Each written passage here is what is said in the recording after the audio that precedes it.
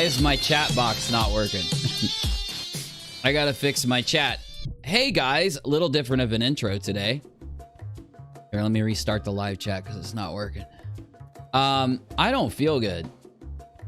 But it's not one of those things where I'm like so sick that I can't work. I mean, I was last night for a little bit, but this morning I got a little rest. I started feeling a little better in the app. Refresh cache of current page.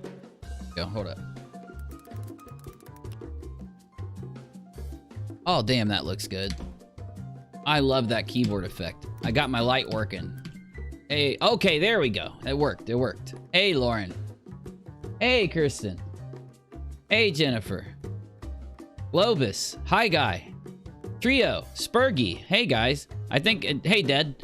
I just got the chat to pop up. I usually try to fix these things before I start, and I usually have to do it twice. I'm lazy today. I know some of you want to know when I'm uploading. Should be tomorrow. It should be the same kind of video as I did a couple days, my last video. It's going to be that same thing where I've put a couple days into it. Really trying to organize the actual video so that maybe people will watch it. You know, instead of me just memeing out the whole time and being silly as hell. So yeah, if you want... Oh wait, hold on. I got a thingy. I got a thingy over here. Wait, where did I put it?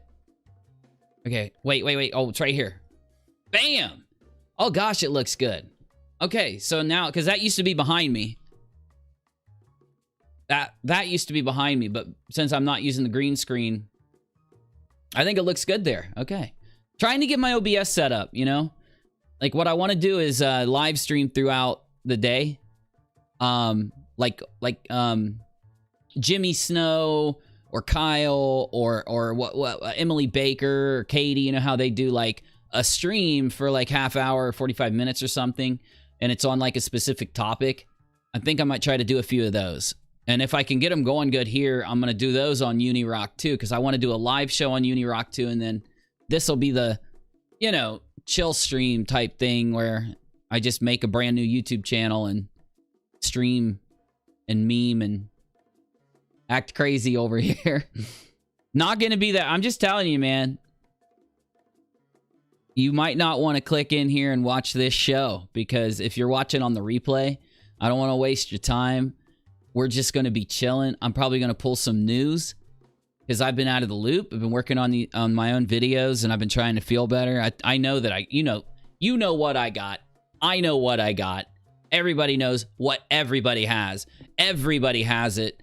And here's the thing I don't like about, because, you know, I had the original illness. You know what I'm saying? I got to make sure I say things a certain way because I'm live streaming. But, you know, the original illness that everybody got, like, you know, in the summertime or whatever. You know, like when it first came out, when it first was a problem, when it first happened, that thing, that illness or whatever you want to say it is, was nuts, all right? That one, I was debilitated, okay? Now, this time, and it lasted 3 to 4 days.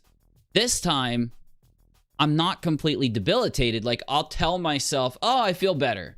And I'll start doing something, but then I'll just be completely, like, torn down, right? And I asked around, I read online, a lot of people are feeling this way. Like, I don't go to the news. You go to the news, and all you're going to do is scare yourself, hide under a fucking bed. Oh, I said the F-bomb. Watch me get demonetized, because I just checked. I wasn't demonetized, but that F-bomb's probably going to get me. Watch the news, and you're going to want to go hide under a bed and not leave your house for the next 6 years and stock up on, like, you know, an entire basement full of toilet paper or whatever. But you can hear it in my voice. You can tell. I can tell. I might as well stop lying to myself. Last night... So here's what happened. I was sick like a week ago or something, but I didn't let it really affect me too much. I pushed through it, knowing that I had the you know what I'm saying? And I started to think I felt better.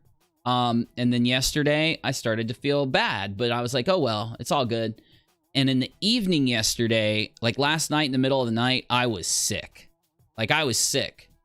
Like I was sick to my stomach. I still am sick to my stomach today. But I didn't sleep good. Like I slept. That's what happened to me when I had the original one too. You know, like the original Delta thing back then. I didn't get out of bed. I just slept. Now, the thing, when I did sleep, though, I didn't have a regenerative sleep or something. It was like I was in, you know, zoned out. Anyway, though, that's how it was last night for me. And then I got real sick. But then, you know, like once I started moving around, like maybe around like noon or 1, because I only got a few hours of sleep, really. I started to feel a little better. So I don't know what's going on. You know? This new thing, this variant, whatever they call it, is just so bad. Because it's like, it's not like you're so sick you go to the hospital and you like, well, I'm like really sick, but it hits you in waves. And then when you think you're better, you feel the worst, like out of nowhere. It's just like, okay, listen to this. You tell me in the chat. Once I say this, tell me in the chat whether you have a similar experience, right? Okay. So when we were kids, when we were younger, you would get sick, okay? And of course, you're a kid and you've never had a flu. So you're like 5 or 8 or 10 or something, and you end up getting a flu.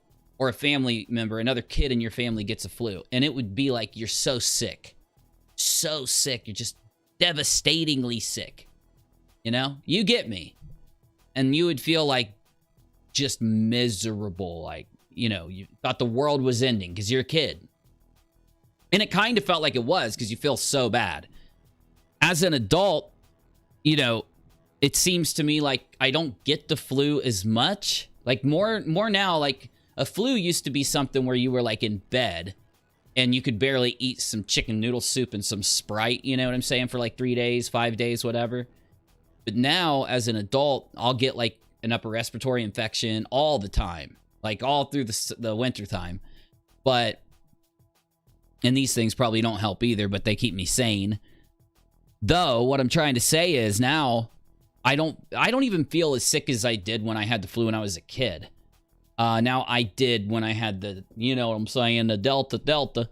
But for this thing, whatever, I don't even know, man. Like, I don't even know what I got.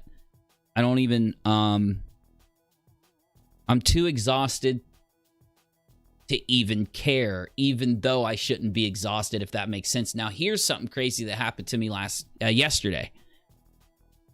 So, before I got really sick to my stomach, like I was vomiting, right? Before I felt like that, I was super hungry, but not like all at once. It's not like I ate and then felt sick. Like I was eating every few hours and I felt like super hungry and I'd eat something and then I'd, you know, rest or like lay around, you know, work on my video, whatever. Then I felt sick and I couldn't eat. But then once I felt better, I started to get my appetite back a little bit. It was really weird. So I guess what I'm trying to say is this new thing is just so abnormal. And I know illnesses aren't normal, obviously. But for an illness, it's extremely abnormal. I don't know. Let me read through the chat for a minute, and then we'll figure out what we're doing. I'm warning you now. Probably don't want to hang. I'm probably not going to... If I do start playing a video game, Lord help me that I actually play it for like a couple hours, because that would actually be fun. But I don't know. Like any minute between now and a couple hours from now, I could just end this stream. I'm just telling you now. And, you know, I'm just going to be chilling. Now, if you have some topics, if there's some cool stuff out there that you've seen, let me know. So, I can, consider throwing it into a video. But, man, I'm a little out of it, y'all. I'm just letting you know. I'm a little out of it. I wouldn't even say I'm now. I mean, if you would have talked to me earlier today, like after I had like the stomach thing go on, I'll probably feel that way tonight too. I hope I don't. I'm just going to have to go to the doctor. And I was just there. I was just there. That's the only reason I'm not going in right now is because I just went. So, but one of the main reasons why I know that I have that is because everybody has that right now. Everybody has it. At least where I'm at, everybody has it. So we've just been dealing with it. We've just been dealing with it. Like, I feel bad for those of you that have to go into work every day because I'm retired. I'm disabled. So, you know, I got that luxury where I don't go in. I did it for a very long time, though. So I definitely know what it's like. And for this kind of thing to be bouncing around where, you know, you could think you're better. Like, that's one thing that didn't happen to me when I, you know, back in the day. I didn't get like a flu or a different illness and then get better from it and then get it again right away. And I really don't think we're getting better. I think for the people out there that are having this happen to them too, and I know there are people out there having this happen because I've talked to people that have had this happen to them. I think what it is we're just not fully recovering, but we're kind of feeling like we are. And then after a few days, it kind of hits us back. I don't know. I do not know.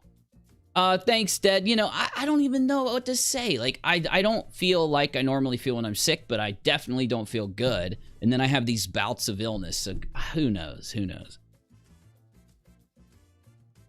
Well, you know it, Trio. Right back at you. Shaz says I'm at work every day, but I've been with WFH since March, and they basically told us we're not allowed to go back into the office for the foreseeable future. Oh, wow.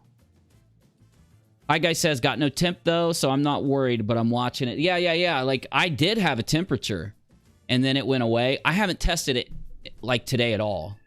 But I did have one, and then I didn't have one. It's just, I don't even know what's going on with this thing, man. It's so weird. It's so weird.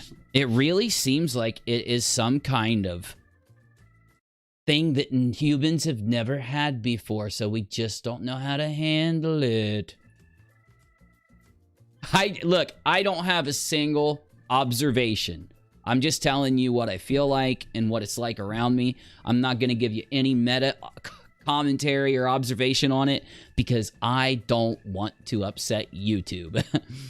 So, even if I was to tell you, even if I was to read exactly what the news said, I'd probably get in trouble, is how I look at this kind of topic. So, we're not here to talk about that. I'm just telling you how I feel. I'm not talking about nothing else. I'm not talking about no, you know, global issue or anything. I'm just telling you how I feel. You know what I'm saying? Someone at my work has it. I work outside. Hopefully I'll be fine. Yeah, what happened was basically everybody... Okay, you guys know I had to go basically like take a road trip like a few weeks ago or something, or a month ago, right? Probably be about like a month ago in like 5 days. And so I did that, and I think that's what happened. I think that we got exposed to something when we did that because they have it up there now where we went, okay? And I feel like at the time that we found that out, that's when everyone I know had it. So I don't know, though. You know what I'm saying? Like, there's so many different things going on. Who knows? So I know you want to know what's going on around YouTube, around the community. There's a few things happening. We'll probably talk about it. But you're going to have to give me a few minutes to kind of warm up, read the live chat. We'll definitely talk about a few things that are going on. I'm interested in this Alec Baldwin thing. It's getting hot.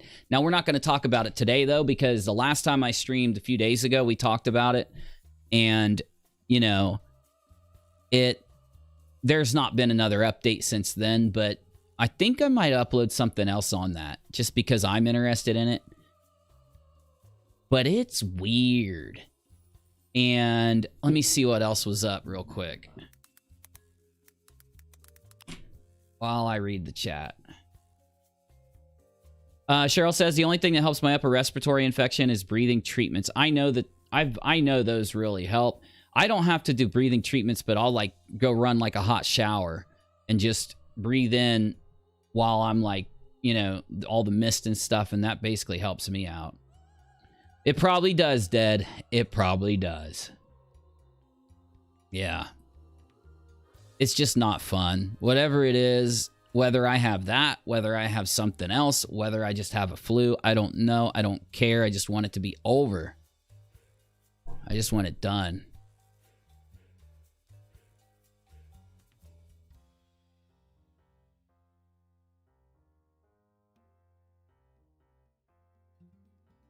Yeah, the news is so bad. I've stopped looking at the news. Up until the last couple weeks, I've been just peeking in, and it's just like I had to when I was looking at the Baldwin thing. It's so dumb. It's gotten, whatever it was a year or two ago, it's gotten so much worse. It's not even worth it. Not even worth it. FTC has a plausible claim that Facebook is an illegal monopoly, the judge says. You think? You think? You think? Boomer? These damn boomers, man. You got one company out there that everybody's using for social media of that kind, the long form. Then you got the tweeter. I wonder if there's a monopoly going on. Who knows, though?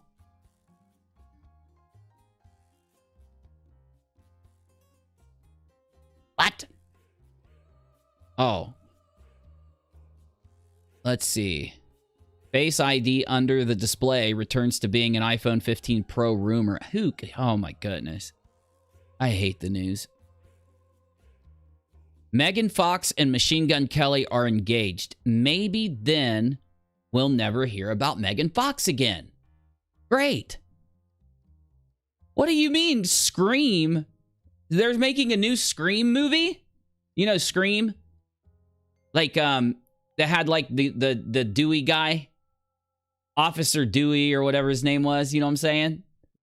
Here, we're actually going to look at that article. Because, like, what? You're making a new Scream, huh? I'm sure it's not going to have any type of political messaging, and it's going to have a great story, and it'll be a great horror movie experience.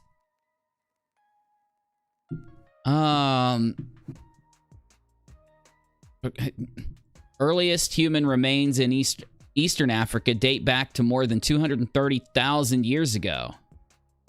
James Webb Space Telescope begins lining up its golden mirrors. That's not creepy. I'm just kidding. I don't know. I was just trying to be stupid. Was it funny? Is it funny to say that golden telescope lenses are creepy? Because I think it's funny. See, when I don't feel good, my comedy is exponentially off based on how off I feel. So now I have been told that I do my best comedy when I'm sick. By no one. Dad joke. Is it working yet? I'll keep trying. Give me a few minutes. That you can't say that wasn't slick. It was at least slick. That was at least a slick joke. Study estimates the new wave patients at substantially reduced risk than no shit, Sherlock. God, the news is redonkulous and stupid. So I'm not going to be able to show you this trailer because I'll get copyright claimed from here to the moon and back. But I can click through it. So it looks like a complete copy of the beginning of Scream.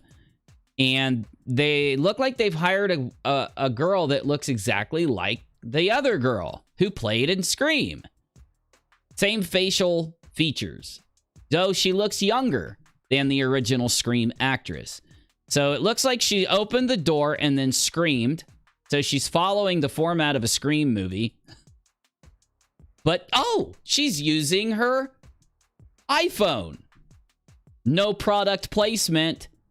And she screamed again with her hair strands in her face perfectly, as if that happened on accident. And gets back on her cell phone. And it looks like, who's that? Is that her? That is her. Oh, so it's her daughter. I don't know. She's had some plastic surgery. She's definitely had some plastic surgery. So it looks like they're going to bring back Cindy. Not Cindy. What was her name? The original Scream? I don't remember. It's been too long. It's like, hey, everybody who was murmured in every other Scream is back. What a genius plot. Is that Drew Barrymore? Yep. Drew Barrymore's back. And she's on the phone talking to... Oh, there. No, that's her. That's her. Yeah, that's her. That's the original Scream. Oh, wait, there's Courtney Love's sister. What's her name? Jennifer Aniston? Yeah. I don't know anything about celebrities, dude. I've been unplugged from the celebrity stuff for so long. Obligatory character with dyed hair sitting next to white men giving them really nasty looks. Obligatory. And, Dewey. Is that Dewey? That's not Dewey. Might have been Dewey. I can't remember. So it looks like they send text messages through the whole thing. How is that going to work? Like, how do you do a Scream movie with FaceTime and iMessage? Because you could just get a hold of the cops instantly. That was the thing about the original Scream movie. By the time that they realized that there was a serial murmurer there in the house, they would cut the serial murmur guy would cut the phone line and they wouldn't be able to call for help. 74 doors are unlocked in your house? You don't stand a chance. You're just asking him to come in at that point. I don't know. Let's see if we got reviews. I don't know if it's out yet.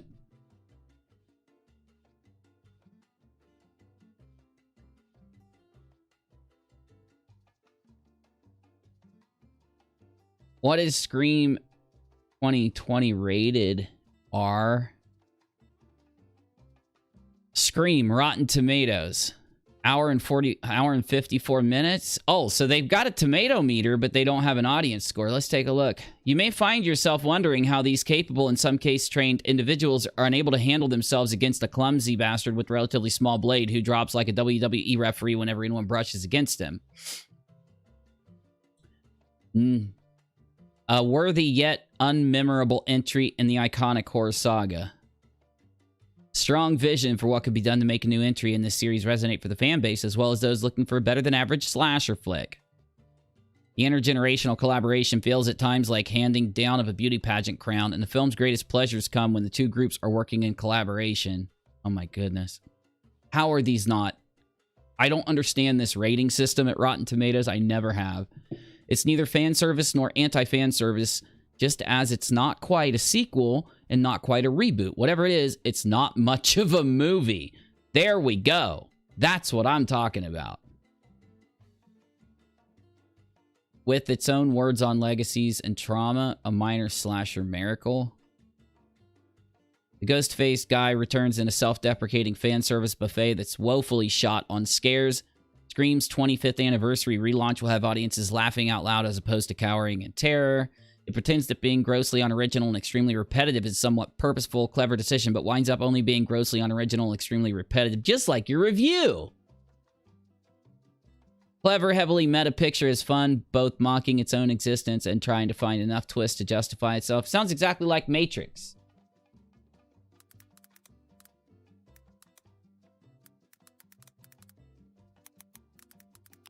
Sounds like Matrix. Now, the thing about the Matrix, there are a few people that tell me it was good and a few people that tell me it's bad. But you know what the good news is? That we can actually look at the audience rating. At least we were able to. Audience reviews. I want to view all of the audience reviews. Thank you very much. Thank you very much. Okay, so real quick, before I jump to the live chat and actually talk to you about something, before, I don't know, playing a video game, because if you were here at the beginning, I don't feel good today. I'm not like deathly sick or anything. I was last night for a while, and then I was basically up all night just feeling like crap. But then today I felt a little tiny bit better. The later the day went, and I'm hoping it doesn't come back at night. But I'm just letting you know, I don't want to waste your time. We ain't doing much today. It's made me feel old and sad. Soft reboot, overly long, indulgent, though. This is about the Matrix, the new Matrix. Somehow less indulgent than 2 and 3, boring in large parts. Part of soft reboot clip show of the original Matrix, honestly. It's just made me want to watch the original. What a brilliant way to spend an evening. I enjoyed the movie, even though I had low expectations. Okay. The movie was confusing and unnecessary. It had interesting ideas to continue the franchise, but ultimately fell flat and added nothing to the original storyline. Please stop here. We don't need more Matrix sequels or spin-offs. Just cheapens the original trilogy. So, I don't know if it's true or not, but somebody told me that the original Matrix directors had to either make a new movie or lose licensing or something dumb like that due to how the contract was written. I don't know if that's true, though. It was boring. The fight scenes weren't good. What's the point of punching somebody who can stop bullets? Just stop him from punching you. There was no clear storyline. The whole point was that Neo wanted to get with Trinity, so it should have been called The Matrix 4 Quest for Booty. Not many people saw the last Matrix, so it would have been nice to remind us. Convoluted plot, blah, blah, blah. Missing the cool gun-fu and philosophy of the original movies. I don't see how anyone who hasn't watched the original Matrix isn't enjoying this film.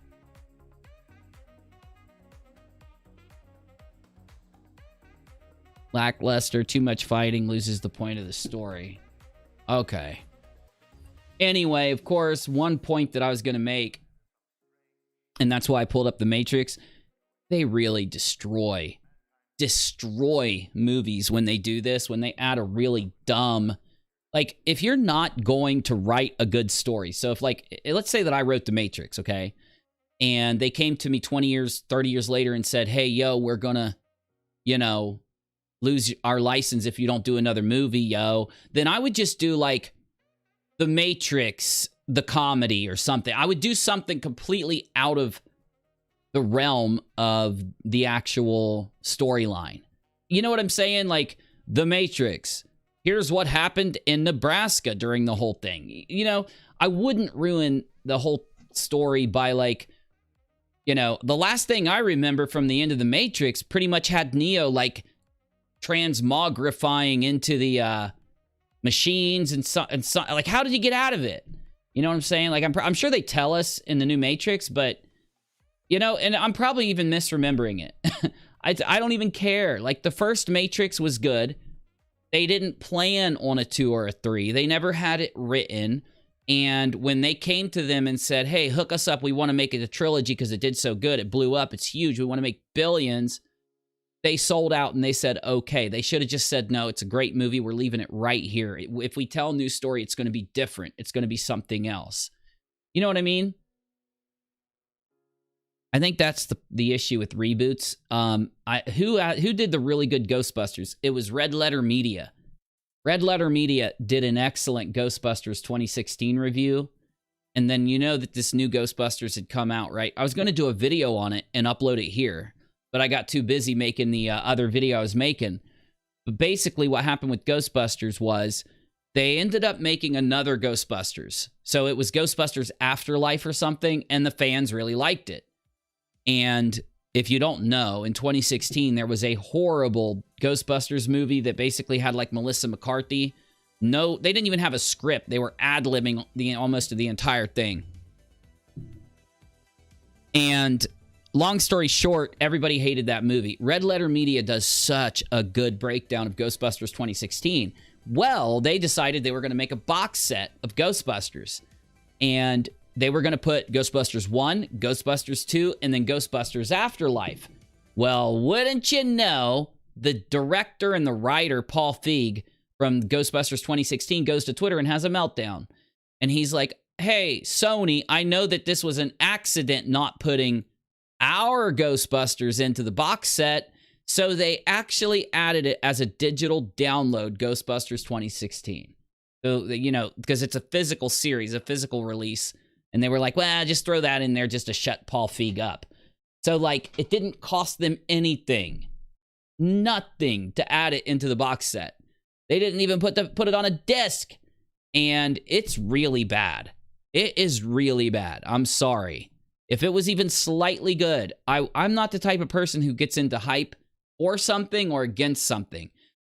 I just like, you know, I just like certain IPs and certain franchises. So I don't hate Ghostbusters 2016 because it's Ghostbusters. I just didn't like it because it sucked. But anyway, all I'm trying to say is they will literally put any franchise on the crucifix if it'll make them $1 million. It's really stupid. And we're at a lack of creative content.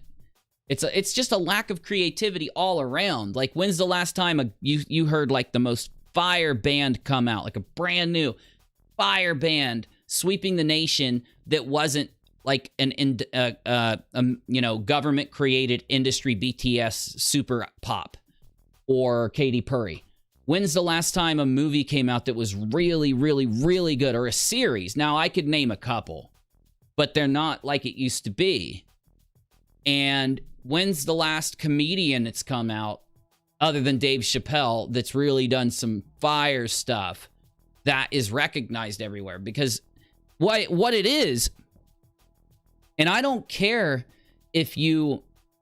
what side you sit on any of the mainstream discussions. It's just factual to say that everything sucks. It really is factual to say that everything sucks. Now, I don't mean everything independently made, of course. I'm trying to tell you, like, you realize going and, like, consuming the movies, like, I watched Cobra Kai. Cobra Kai's good, right? Kinda. It's kinda good, the new Cobra Kai season, because it just came out. And it's pretty good, but then again, it has like this thing where it's always trying to be meta, where one of the main characters is like completely against. He's like basically the toxic male. And then you've got Ralph Macchio, who's like not. He's like the one that's fall in line. But we've got, like, did it not bother anybody that every company out there, every brand, every TV show, every movie, everything, other than a very small number of like lesser known things, everything out there is trying to mix in the message. And when I say the message, I mean the thing that the mainstream media pushes is constant. It's not lampooned. People aren't making fun of it. They're literally pushing it. They're literally arguing as if it's like a good thing. Now, hold on. I got something to show you.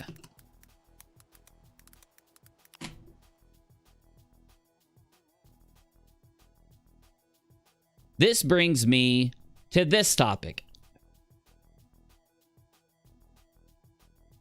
Idubbbz and Sam Hyde. Now, some of you may know a creator who comes into my chat once every year.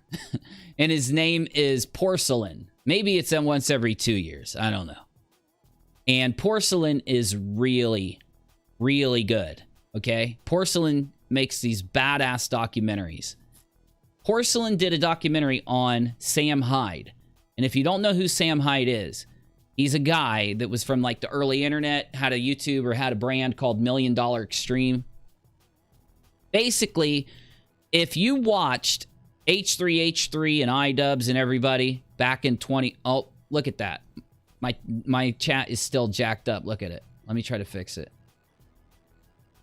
That should fix it, but, and we're gonna, yeah, it lost everything, but it fixed it. Everything became PC and 20 sequels and bad remakes. Exactly. Everything is PC now. Everything has it mixed in. Everything is trying, like, you don't have an independent thinker make a good story without them saying, we got to put that, yeah, put that there, put that there, put that there. Okay. You know what I'm saying? Like, even movies about the past or the future or about different freaking universes have some form of it mixed in, and it doesn't make sense. Like, back when people used to write things, yes, pop culture and current political climate would inspire some movies, some shows, some books. Though, if it wasn't literally like a current world situation or a meta take on politics written for that purpose, then you would never see it come up.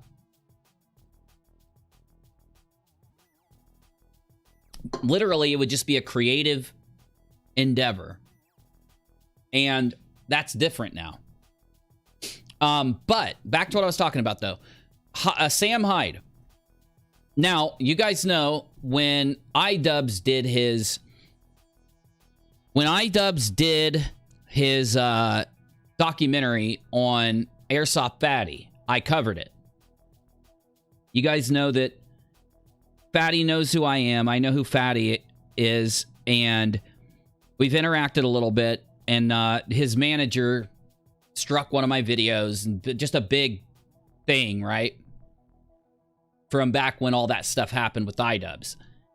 And Idubbbz, though, was doing these, like, just excellent documentaries. And he did Fatty. Then he did Dax Flame. And now the newest one is going to be on Sam Hyde. So, like, 8-9 months ago, Idubbbz went to Sam Hyde and they filmed. Now, Sam Hyde just released the footage, almost like dunking on Idubbbz, okay? If you haven't seen this, you're going to want to watch it. I think I might watch it with you tonight because I don't feel good. I'm not even really doing a show. I'm having a hard time talking. You can hear it in my voice, right? So I thought maybe I'll play a video game while we watch some of the Idubbbz thing that Sam Hyde released. But essentially what's going on is Idubbbz got kind of punked by Sam Hyde. And when Idubbbz showed up to film, Sam Hyde decided that he was going to do this big act. And everybody that hung out with Sam Hyde was playing a different role. And Idubbbz noticed it. And I guess because Idubbbz realized Sam was putting on a character and Idubbbz was there to actually document what was going on. You get what I'm saying? Idubbbz decided, I'm not going to put out the documentary. It's ruined. Like, I just wasted a week going there and filming. Actually, did Idubbbz respond yet? Has he said anything?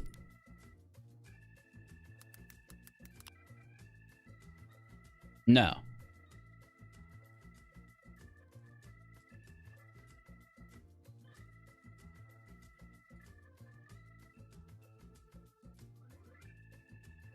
I hate the YouTube search now.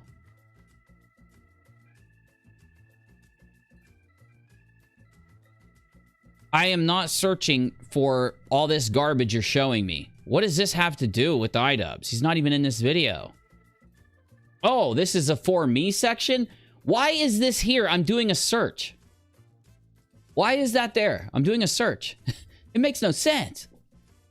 So there's a lot of people out there that think that Idubbbz got punked by Sam Hyde. A lot of people think that Sam Hyde just wasted Idubbbz's time.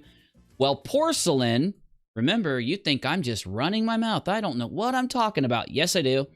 Because Porcelain did a documentary on world peace. Have you ever seen World Peace, a show on Adult Swim that was only on Adult Swim for like a season or something, and then it got canceled?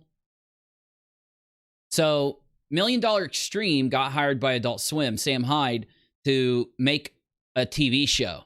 And I'd seen some episodes of it, but back when I was watching it, it was really late at night. I had no clue what was going on. And then it kind of just disappeared from Adult Swim. And then I stopped watching Adult Swim. So, yeah, I didn't see World Peace anymore. But I did kind of like it. Okay? I have no clue when this was. I have no clue when this was. I didn't even know it was Sam Hyde. Because he's always wearing these different costumes and stuff. And I'd only seen a couple sketches or a couple pieces of World Peace. I wasn't really paying attention. Because I used to do that. Like, World Peace used to air really late after, I guess, Rick and Morty or something. I don't know. I'd have to go remember because it's been so long. Maybe it was Inuyasha. I don't know. But, so Porcelain's piece on World Peace, his documentary on World Peace, broke it down bit by bit by bit by bit. Now, I do think there was a little bit of irony in Porcelain's piece. I think it was a little more, I got what he was doing there. I'm not saying that he was, like, trying to make the most, let's say, deep thing. I mean, he kind of tried to make it appear that way, but I think some of it was a joke. But anyway, Porcelain's video is really good, and it breaks down how World Peace, was making this meta commentary, this meta comedy on woke culture back when all that shit just started being thrown in our faces. And then, ironically, like BuzzFeed or somebody got mad at Sam Hyde, so they tried to get a hold of Adult Swim and cancel him, and he ended up getting canceled, and all this crazy stuff happened, and I don't know if he got deleted from YouTube or his main channel did or something, but he was making fun of woke culture doing these comedy skits, though, because it was around this time that everything was changing and what people would tolerate and what they wouldn't. They looked at him and they classified him as a far political side when he was making fun of both political sides the whole time, you know? So really, you can't make fun of both sides, because if you do, due to one side being extremely pro-censorship, they will try to cancel you and censor you. The other side believes in free speech, so they're not going to.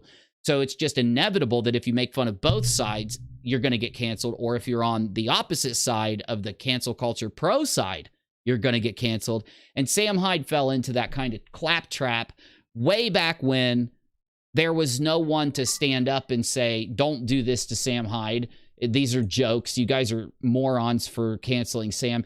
You know, his fan base stood up and said that. But this is back when there was still the slightest bit of respect for some mainstream media entities. Because this was like, I think 2016 or something, or 2015, maybe it was 2017. I don't know. I need to watch I need to basically look into it and fully understand it before I can give you any type of real commentary on the situation. But the thing is, Sam is really funny. Sam isn't funny like nowadays, haha funny. He's not Dave Chappelle funny, even though Dave Chappelle is very funny still. He's funny as in he's edgy with his comedy. He doesn't like pull punches. He doesn't not make fun of this group or not make fun of this group. Just, I hate you all indiscriminately. I make fun of you all indiscriminately. Kind of like Filthy Frank supposedly was inspired by Sam. H3H3 supposedly was inspired by Sam, right? So anyway, you get what I'm saying though. In fact, there's a video that I kind of want to watch for a second by Wang. How do you spell Wang? H3H3 Sam Hyde. I remember when Wang released this video 4 years ago. Isn't that crazy? I'm getting old. If you're a fan of both H3H3, good, and Sam Hyde, I go through my day pretty normal, like I'm a normal guy, I'm a swell guy. Chances are that you've gotten an inkling that there's some kind of beef or drama between the two of them.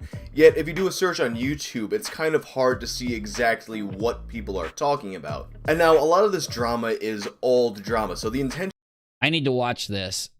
So let me set up my screen and read the live chat. Let me grab my live chat, then I'm going to set up my full screen for video games and reactions, and we're just going to chill.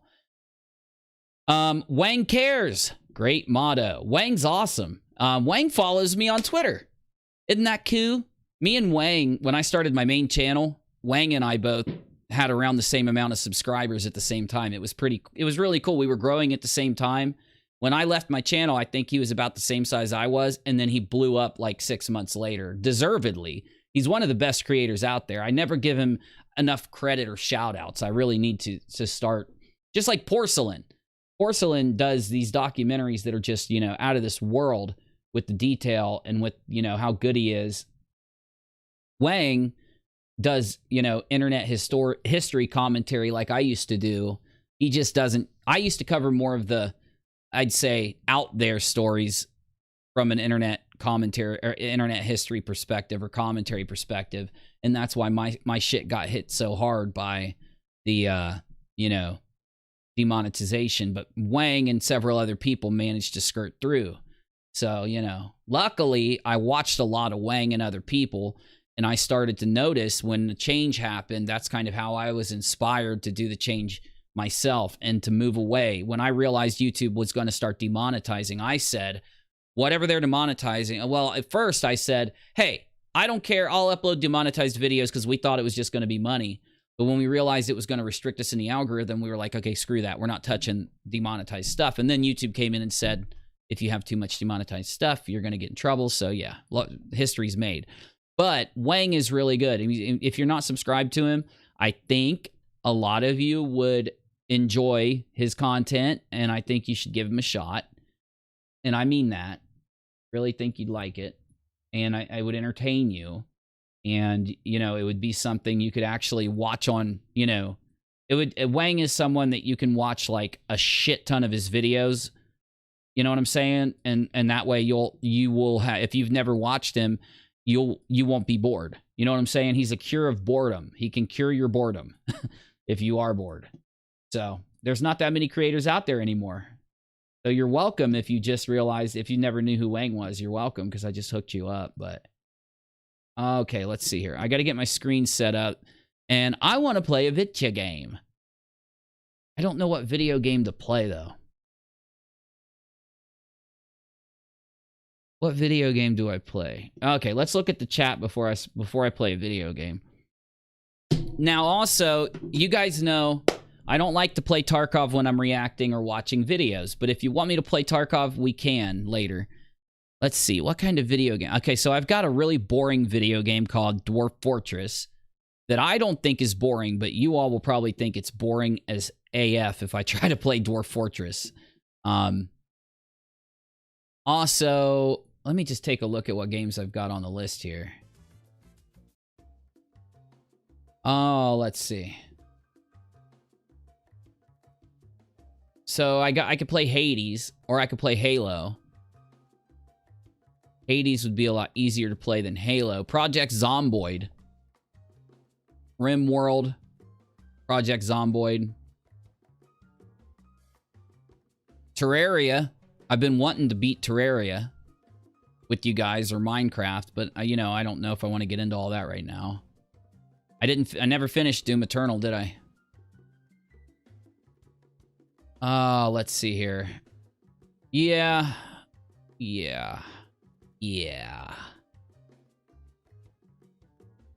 Why would you think it's boring? Because the graphics on Dwarf Fortress are literally little tiny dots.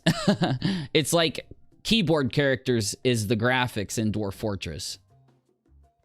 Play whatever I want? Alrighty. Well, let me open up my other gaming folder really quick. Oh, you know what? You know what? Hold on. I was playing Xbox, remember? Hold on, let me open this up because I've got a few new games on Xbox. So let me grab those because these are like, you know, for my Game Pass. Okay. What do I got on here? I got Age of Empires 4, Bloodstained Ritual of the Night, Dead Cells, Deep Rock Galactic, Dishonored. I installed Dishonored. Enter the Gungeon, Fallout 4, Five Nights at Freddy's, Forager, Hades. I like Hades, actually. It's kind of fun. Hotline Miami's good. Really bloody. No Man's Sky, Slay the Spire, Space Warlord Organ Trading Simulator. It's really not that good of a game. I didn't like it. And then Skyrim. I don't want to play Skyrim. That's too much of a endeavor. Spelunky 2. They just added that to Game Pass. That's tight. Spelunky is pretty good. Pretty fun, but it's hard as balls. I actually have played Spelunky with you guys on stream a few times. Hey, Sang, doing good, doing good. I don't feel good, so I'm kind of just chilling tonight. But I'm doing all right. So, meet the next generation of explorers as they find themselves on the moon, searching for treasure and missing family. Spelunky 2 builds on the unique randomized stuff on the moon. Do I not have the real Spelunky or something? Spelunky 2? No, I've got the real Spelunky 2. Oh my gosh, I don't know how anybody plays Spelunky. It's so hard. It will drive you up the dang wall, y'all. You know, I was going to play Halo Infinite, but I'm at a boss, and I don't want to spend 20 minutes fighting a boss, so I'm not playing it. You know what? I'm going to play Hades. I'm starting to kind of like Hades. So let's try out Hades while we watch these two videos that I want to watch with you. Now I just got to figure out how to launch it. All right, let me put my live chat right here so I can see it. I just am dealing with, you know, the flu. You know what I'm saying? Like, I'm almost positive that I have the new flu, the new version of it. And when I thought I was feeling better, I was wrong. I wasn't feeling better at all. So we can go between, like, No Man's Sky and Hades. Let's start with Hades. I'm launching Hades.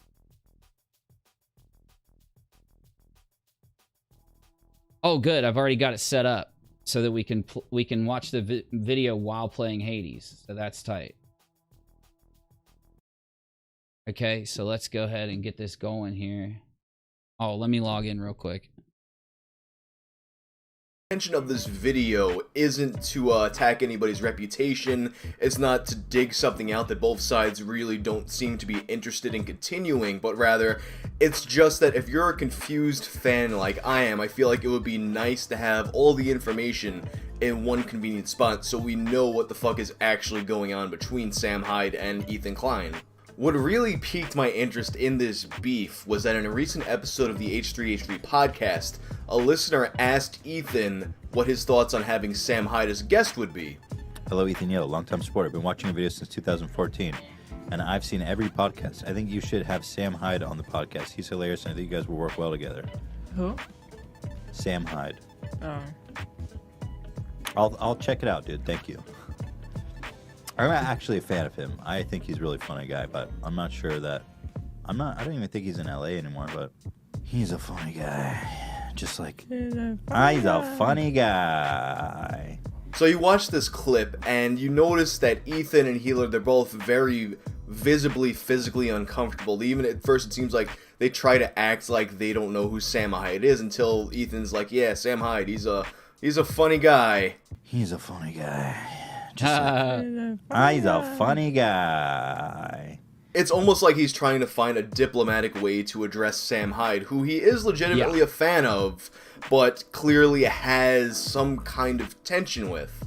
When you start to look into the topic of why there's beef between H3H3 and Sam Hyde, it seems like the main cause is that there's an idea that Ethan ripped off Sam Hyde, which is kind of strange to think about at first, because at least now, they're both known for very different styles of humor. Sam Hyde and $1 Million Extreme, they're more focused on bits, satire. He has a way of mocking something stupid by disappearing into a character and taking it to its most wild extreme. It's likely that a lot of you discovered Sam Hyde through his TEDx prank in which he played this character, he falsified credentials to get on a TED Talk, and then he proceeds to mock the whole pseudo-intellectual, self-congratulatory nature of those talks throughout his entire speech. Pat yourselves on the back right now, okay? Let's do it. Come on. Everybody, I'm not gonna let you stop until I see everybody doing it. Let's pat ourselves on the back. Basically, his style of humor is to mock something stupid by imitating it. With that in mind, the style of humor that Ethan has become most known for is actually very much the opposite of Sam's. Although he's done some bits and sketches and whatnot, he's mostly known for reaction videos in which he'll watch a really stupid video and just kind of play the voice of reason while surrounded by stupidity. However, if you go further back into both of their video archives, that's when you start to see more similarities. And there's one video in particular that people seem to point to. There's an old video by H3H3 called Life Begins Now. Bet you thought it was a game. It's not. And it's basically a satire of these kinds of guys who they say a lot of shit that sounds really deep and intelligent and they're gonna blow your mind, they've got it all figured out, but he's saying a lot and he's not really saying anything, and it also has a very distinct editing style. However, if you look at a video by $1 Million Extreme entitled Mind Equals Blown WMV, everything you know is a lie. Take the red pill. it has a very similar thing that it's mocking, a very similar editing style. Basically, if you really look at both videos, it's pretty obvious that Ethan drew more than just a little bit of inspiration from Mind Blown WMV.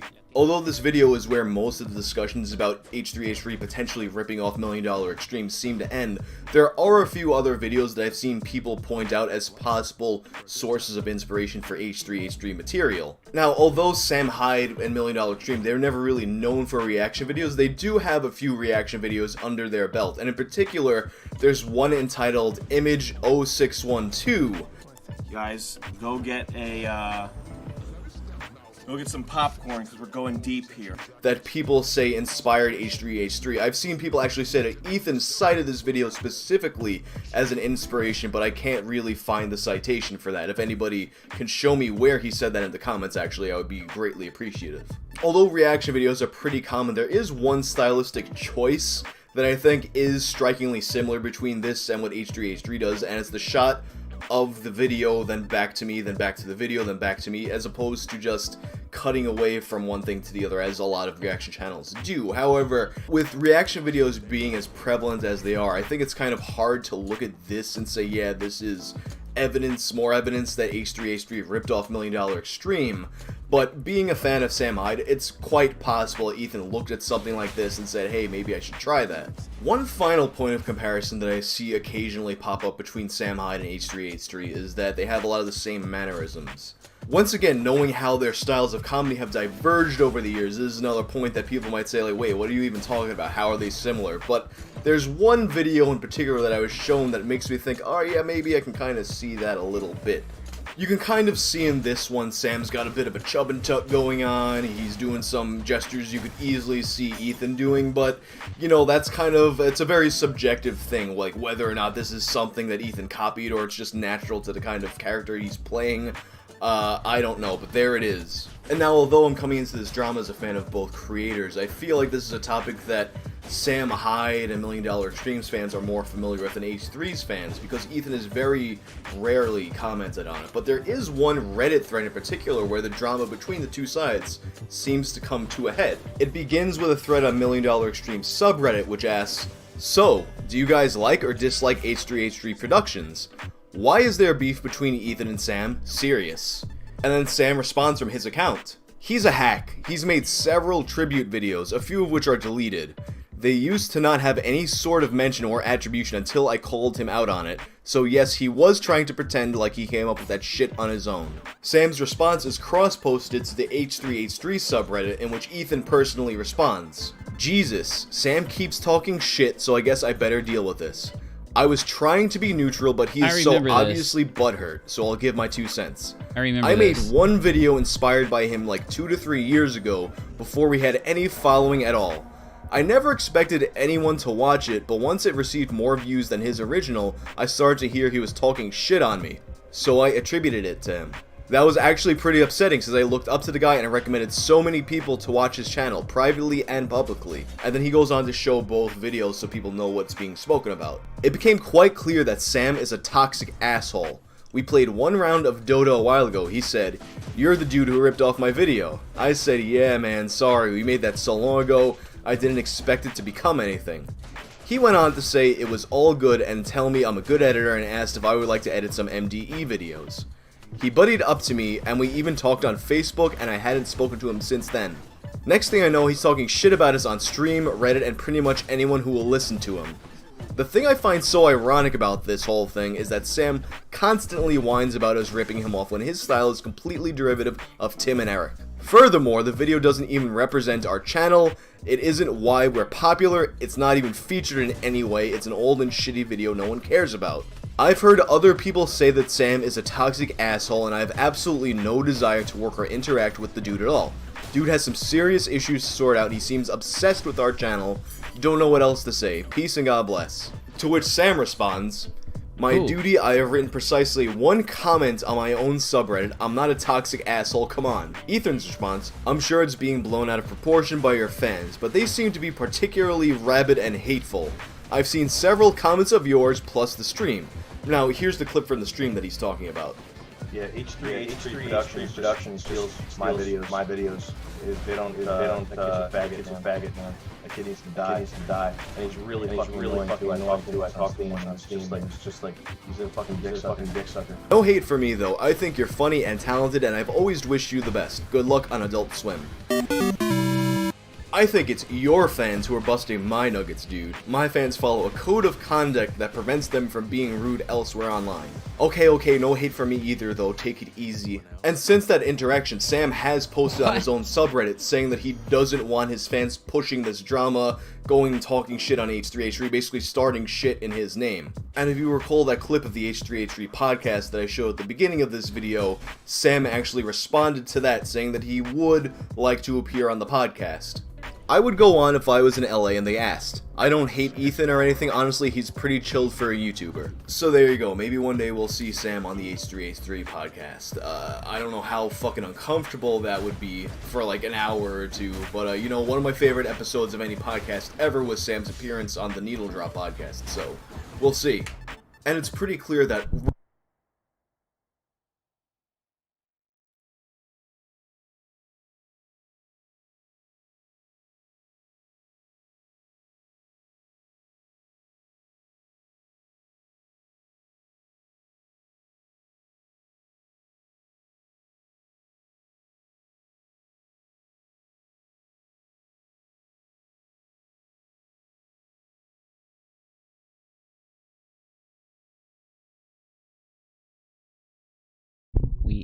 we got this. regardless of what similarities there were years ago, they've both gone in very different directions from each other. So it's hard to say that Ethan built his popularity on copying Sam Hyde, although he clearly did in some instances take influence from him. But you know, art doesn't exist in a vacuum, so that kind of shit happens. And once again, like I said at the beginning, the intention of this video isn't to incriminate anybody, damage anybody's reputation, or dig up drama that these guys don't necessarily want to fucking deal with anymore. I made it so that people who are as confused as I was know what the fuck is going on. Anyway, peace out, everybody get fucked. Good video, bro. That was a good video. Oh, man. Oh, no. Come on. All right, hold up. Let me pull up the other one. So basically, that was what kind of started this thing. Now, the reason why that is important and I played that is because H3H3 and Idubbbz... Hold on. H3H3 and Idubbbz, of course, are good friends, and they're, you know, if there is some type of beef that is going on between Sam and Idubbbz, H3 most likely knew about it, and people are trying to say, even in the comments they were spamming that, and it was a joke, of course, it was a meme, but H3 was responsible for Idubbbz not releasing the footage that you're about to see. So, with no further ado, this is a pretty meta kind of troll where about 8-9 months ago, Idubbbz goes to Sam Hyde to film for one of his documentaries. Now, Idubbbz documentaries gets millions and millions and millions and millions of views. Every creator out there would want Idubbbz to come film with them because it's going to give you, I mean, Airsoft Fatty got, what, 100,000 subs out of it in the first X amount of time and a shit ton of views. So either way, though, this is the drama that's happened between Idubbbz and Sam where they kind of like pulled a, you just have to, look, I'll talk about it as we go, but here's what happened.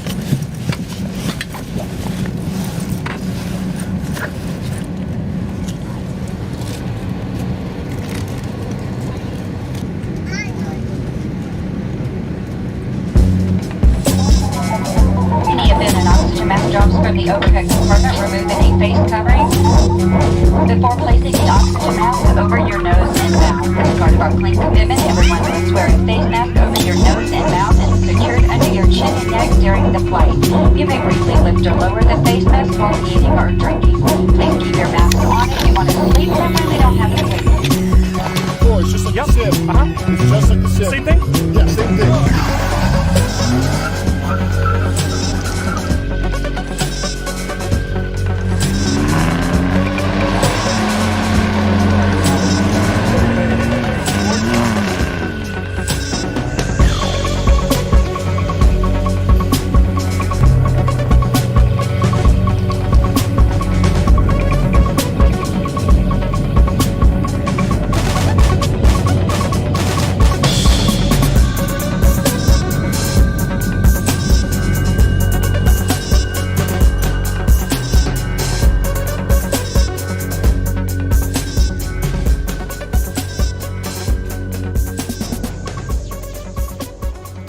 anyway, the documentary Idubbbz came out to shoot.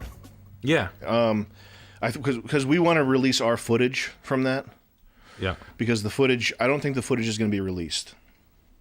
Gotcha. What do you think about that? Here's the thing. We don't want to like put Idubbbz on blast or do anything weird. Idubbbz came out. He shot a like documentary with me and Nick and the crew here, and I think I probably blew it personally with him, and it's through no fault of his. Whatever. I sent him it doesn't even matter.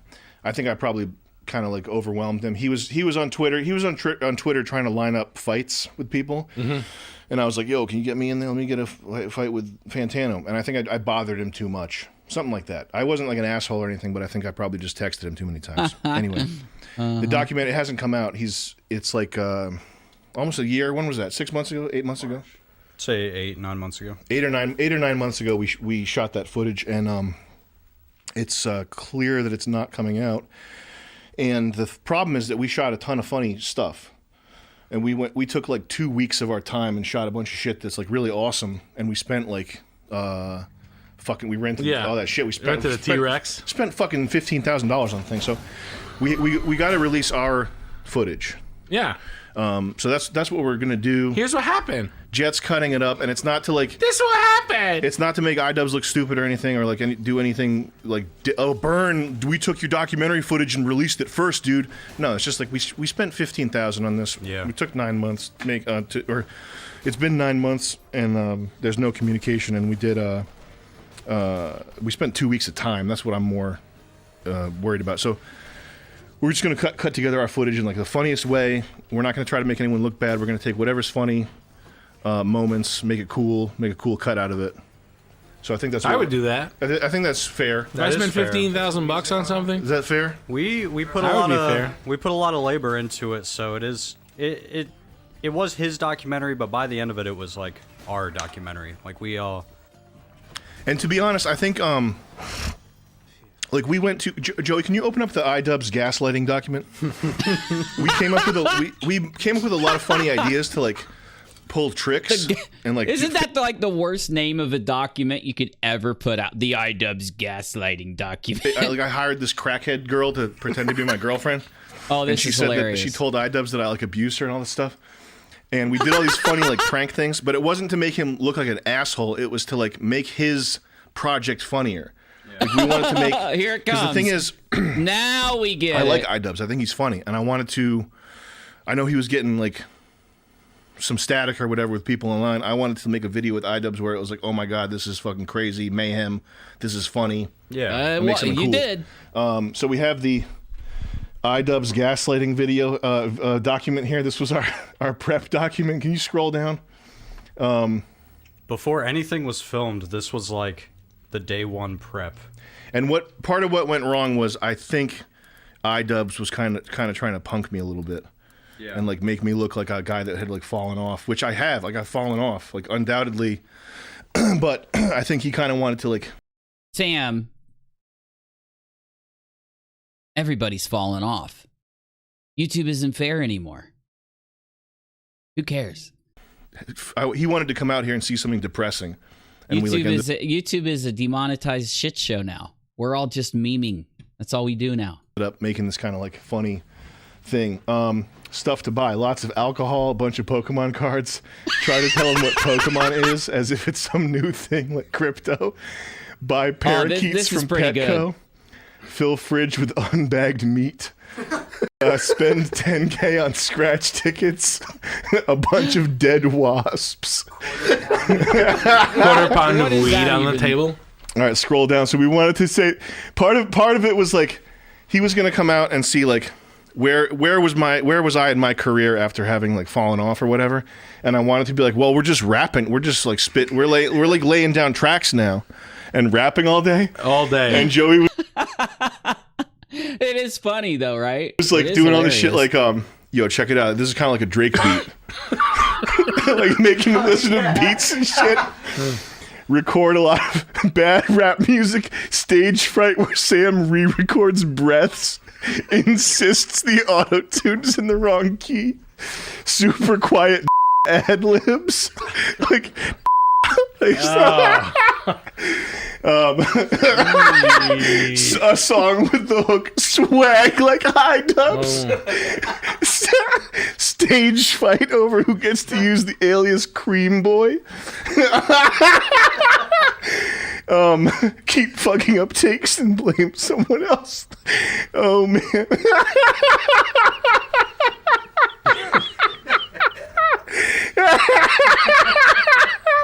Yeah, set off smoke detector while recording.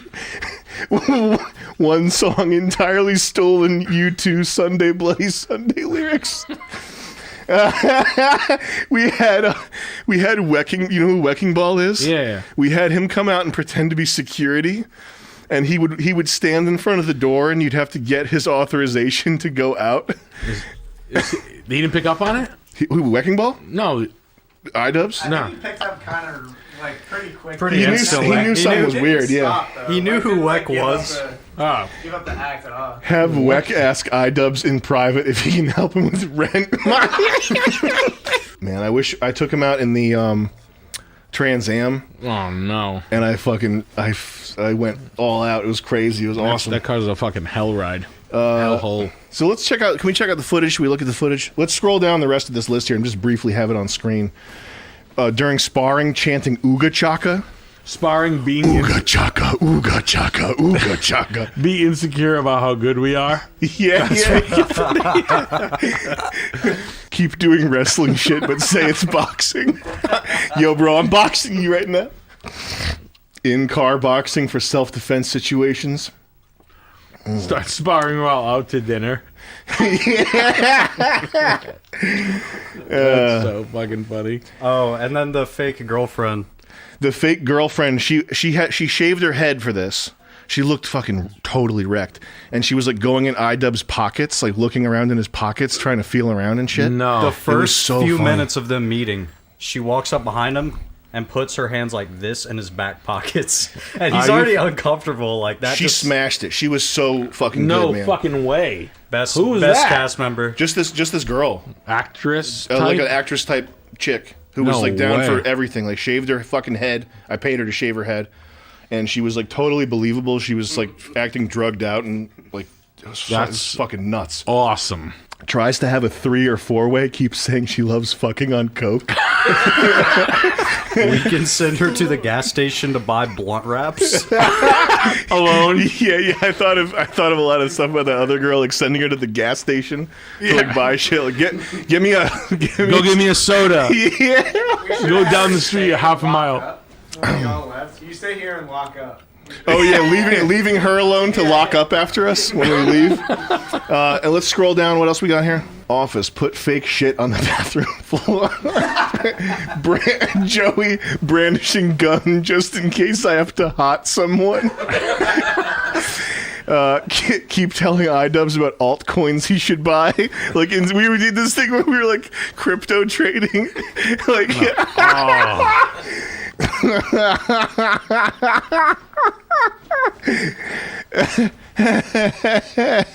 I refer to Idubbbz as Max Mofo.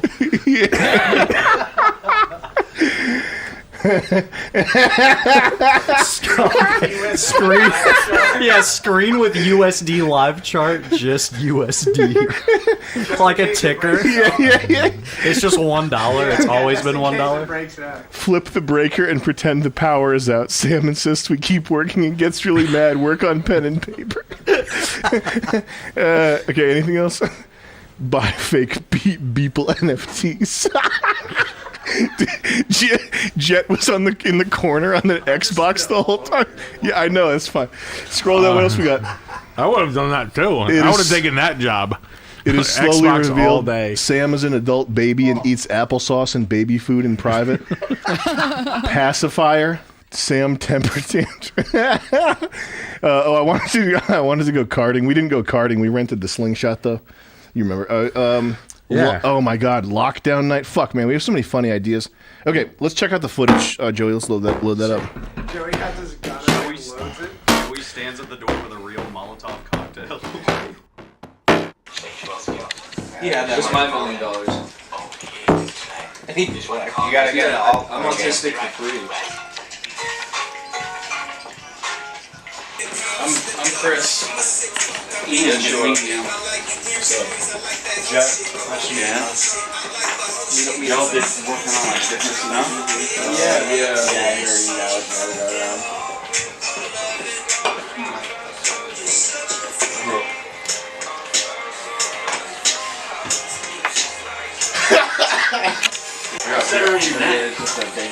Jaws size?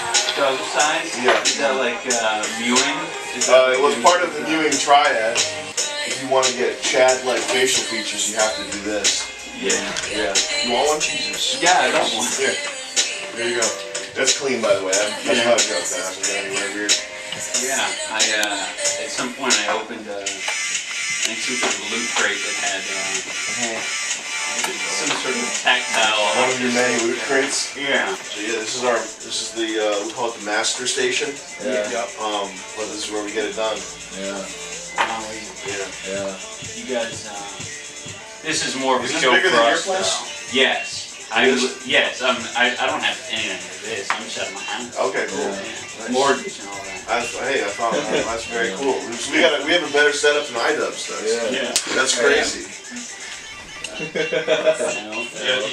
You guys aren't doing this every day, though. It doesn't look like this all the time. This is a show, right? What do you mean? The mess? Well, no, just all the people, all crammed. Like what? What are you working on? Yeah. Josh is new. I'm the narrative. Yeah. But these guys are full time. Joey's my audio guy. Julian's my editor. Evan does 3D models. Chris does writing stuff. Wow. He's not full time. Hey, that guy over there. Just part time, yeah. He's just here for the documentary because I'm on double. Because he's got a what camera is that? This is a T6. It's nothing T6. special. So I don't know if you were going to come with a good camera, so we got a T6 over there. And then WEC is security, obviously. Right. Let's get some fresh air. All right. The same color.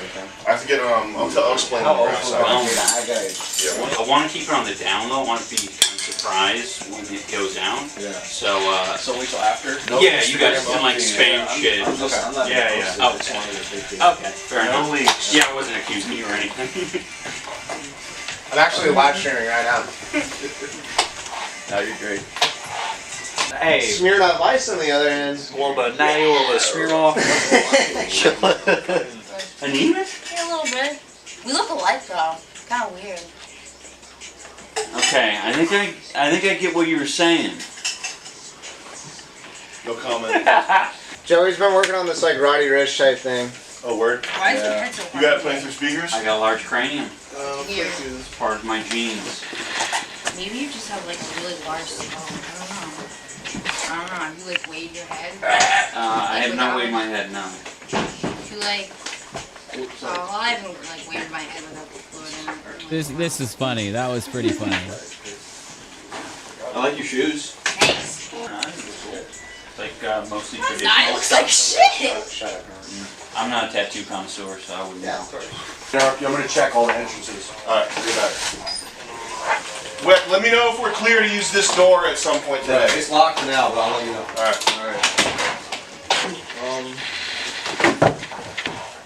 Good? Huh? You good? Yeah, I'm great. There's like a new trend where like hot girls are like playing with Legos. Yeah. We should that'd be really good. It's on TikTok. Yeah. Is that an actual That'd be so we pull that up on that screen? Is that possible? Yeah, hot girls with Pull Legos. that up on the Yeah, laptop. big screen. It's literally like a TikTok like format. That's fucking super retarded. It's so funny. Do we know any hot girls? No. I mean, We don't have any hot girls. no. I go through my day pretty normal like. I'm a normal guy. I'm a swell guy. I'm a nice enough guy. I'm a cool kind of guy. I'm a pretty groovy guy. But then I get a little sugar in me and I start to go cuckoo. Doesn't have to be much. This time around it was two of 501 brownies. Only 90 calories each, but they do the job. Do you know what I'm saying? They get me going. They get me riled up. A little cuckoo, a little wacky. Everyone, this is Ben. We're gonna be filming some shit. Start getting me a little kooky. A little, loopy. Ooh. Hey, Somebody put this kid in a padded cell. Get him a straight jacket. He's going a little wacky. I've seen Get Idubbbz' reaction to the video. You want me to stop? Isn't that wonderful? Like it's like the best like viral video. The hottest one. Rick Lack's video. We put Josh in a Spider-Man costume, and he does a flip and a gas. He does a front flip and a gas. I can like do the splits and like all that shit. He can do front flips so good. How is that related to like a top viral video? Well, there's bad. NFTs are viral. NFTs are viral. That would be viral. Is this the trailer? Yeah. I've watched this. This is the trailer. It's really fun. I like this screen setup. That's the cinema presentation. Joe. How did you hear that? Who's ready to go sing Cypher? I do solemnly swear to decimate my foes. Pretty incredible, right? Yeah, that was so cool. We wanted to make the greatest war film of all time. Yeah, Jet. And we did it. Face you hit your high. Think it, dream it, do it. We get a chant going. Think it, dream it, do it. Think it, dream it, do it. Think it, dream it, do it. Think it, dream it, do it. Think it, dream it, do it. Think it, dream it, do it. Think it, dream it, do it. Think it, dream it, do it. All right, good That's effort. it. Can we go back to security level orange because the door's locked? Absolutely. All right.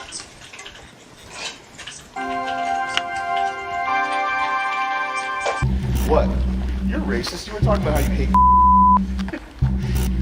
Did you just mean American or like actual You brought that up on prompter. Okay, here we go. Let's keep going. Hey! Hey! Spin on that bottom a little more. Let's spin. They just basically box here for a minute. I'm gonna skip ahead. The crew. Here we go.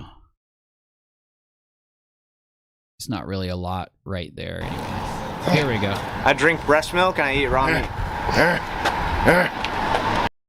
See, thing got cleared. It's all good now.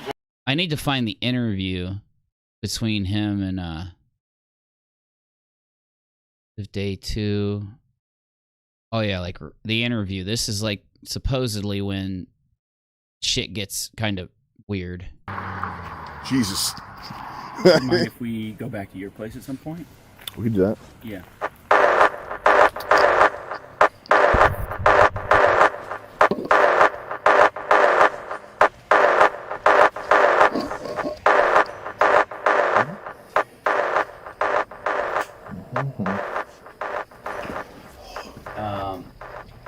Let's start off with age. Age. I mean name, age, and what you do.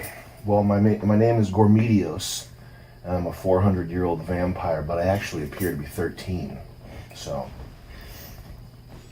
And what is your career? What is your job? Interesting question. I'm a grifter. I'm a thief. Also an entertainer at certain points. Comedian, I guess you could say. Maybe you could say the world's most influential comedian of all time. That's about it. Okay. Cryptocurrency trader, if we're being real. Yeah. Yeah. Is this... You can't flip this screen out, right? That's in there? It's built in. Yeah, okay. Okay, I just figured like it might be a lot easier for you because that's low access. Yeah, well, I just realized that other camera is extremely in the shot too. I'm not sure if you care about that, but I don't think I care about it at all. Trust me. Makes it more real. But yeah. I guess just you could do a count on it because nothing's really going to change. But I mean, what's your concerns? I just want to find a place that's best for you to be. I can be here because it's that one's really solid. Yeah, that one's like it's literally Let's from do like that, here to there. Because I'm not gonna move. I think you should be on Sam, just dialing just in case. it in. Why did you choose to make a documentary of me? Well, I'm gonna flip that question on you. and say... I just flipped the question on you. No, that's not how this works. I'm interviewing you. This is crazy. Yeah. This is the craziest interview I've ever conducted. Yeah, this is not going to be like an ordinary interview. All right, go ahead. Do you remember our first interaction? No. You don't? No.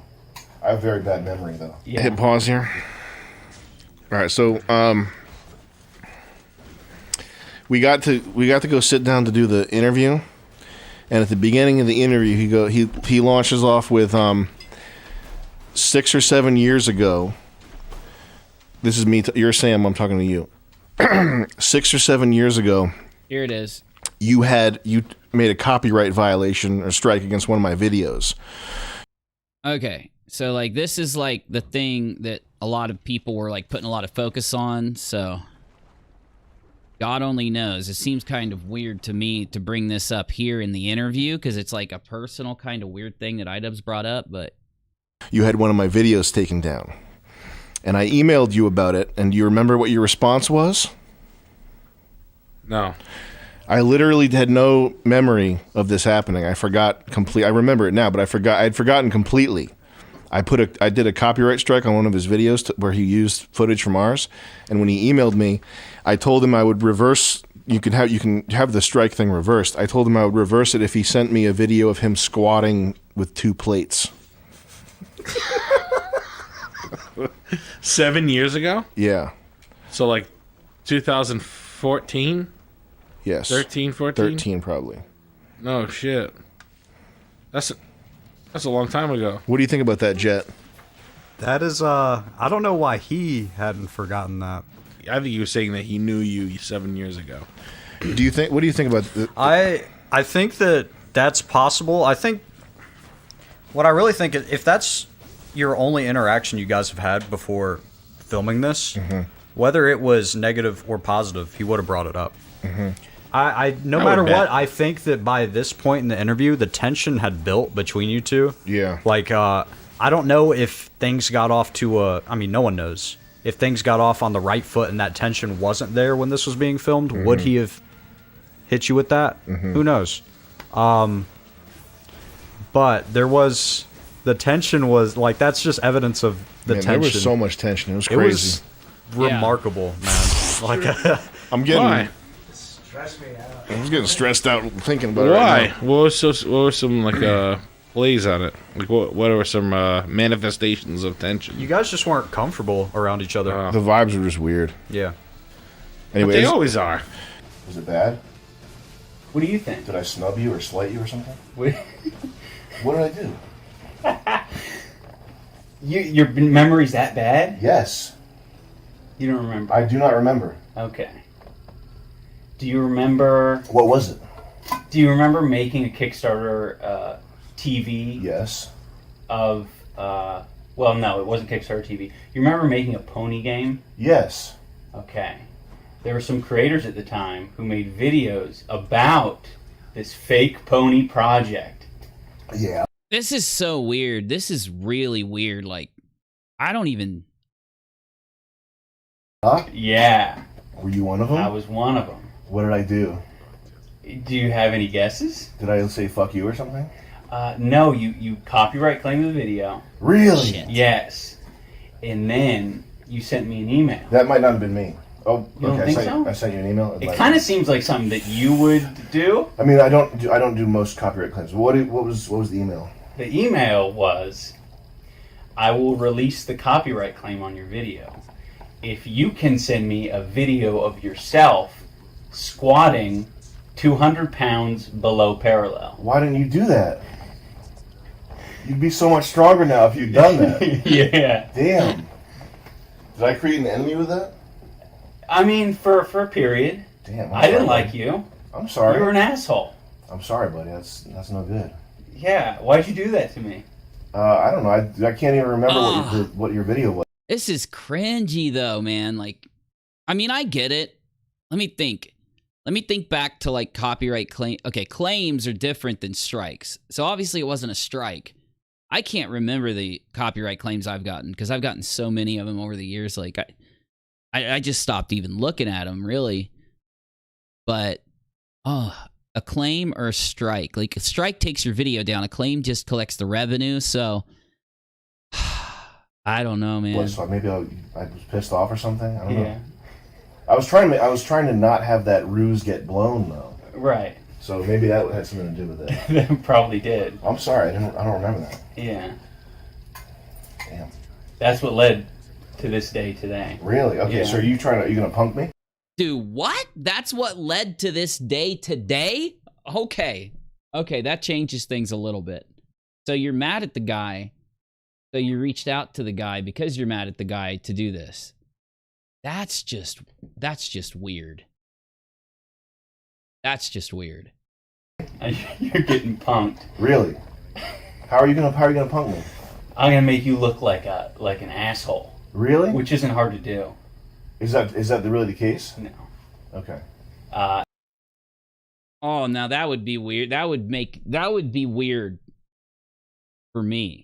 Because, like, once you say that to somebody, you're like, of course, like, okay, let's pretend that Sam didn't try to, mess with Idubbbz, right? Let's say that Sam didn't try to mess with him. Then, like, when Idubbbz says that to you, you're never going to trust him again. Like, after that interaction, you're never going to know if it was real. Hey, Night Anon, thanks for stopping by, man. I know, a little boring of a stream, but, I need another night's sleep before I get hardcore on a stream because I just feel like ass. I'm drained. But you would never trust him after that. Like, you'd be wondering the whole time, like, is he really here? Like, Sam would...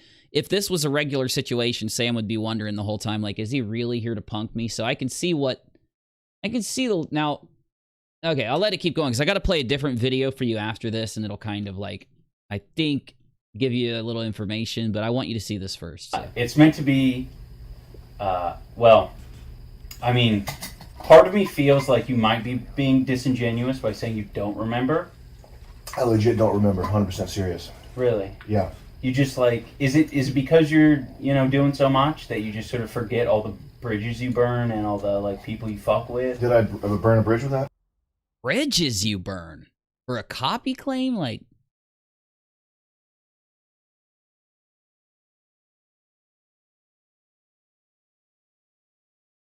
So weird, man. I could have been, but I'm a resilient person, so I turned that hate into a passion for filmmaking, which is why I'm here. What? Okay. Yeah. So are you like still angry with me? No, definitely not. Okay. Yeah. You dislike me still? No, I think there's some things about you that I just want to understand better. Yeah. This is weird. Mostly this is due to your fucking comedy. weird, dude. I have a list of questions that I can get into. Sure. Let me see if this thing's still rolling here. It is. Oh, All shit. Right. So before we... Idubbbz, I think, just realized that Sam is filming. Really weird look on his face. Get into the shit. Let's get a synopsis. What's the shit? I'll get into it. I'll get into it. No, because this is ominous. Is it making you nervous? Yeah, no, I want to know what the shit. Because this is very strange. It feels like you're trying to punk me or something. Which I'm is not like, punking you. It's just questions that that me and a lot of other people that I've talked to have about you. Like what? Wow. Oh my god, dude. Oh my god, bro. Like, because I haven't seen it up to this point of the interview, but I really hope to God, I think I know because I saw a clip.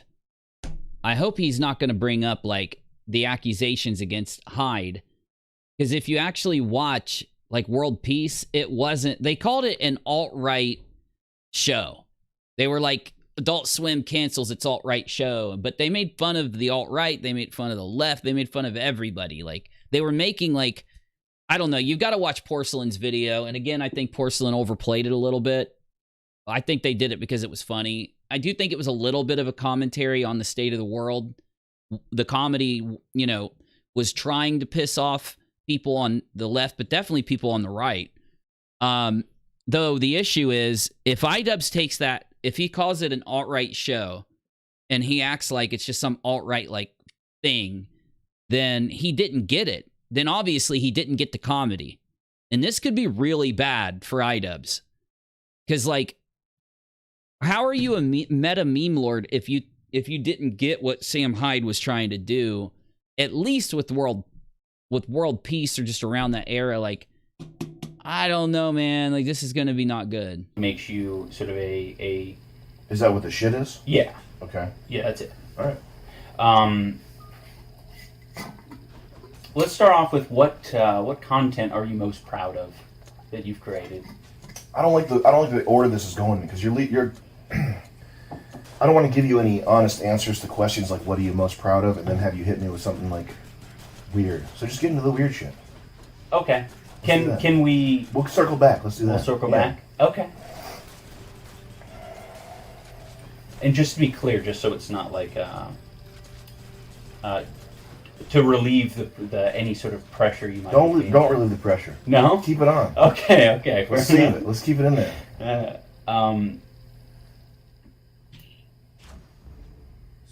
Okay. We're going to get... Well, firstly... I guess we can do that after. You oh said my God, this is uncomfortable. World peace isn't political, or you don't.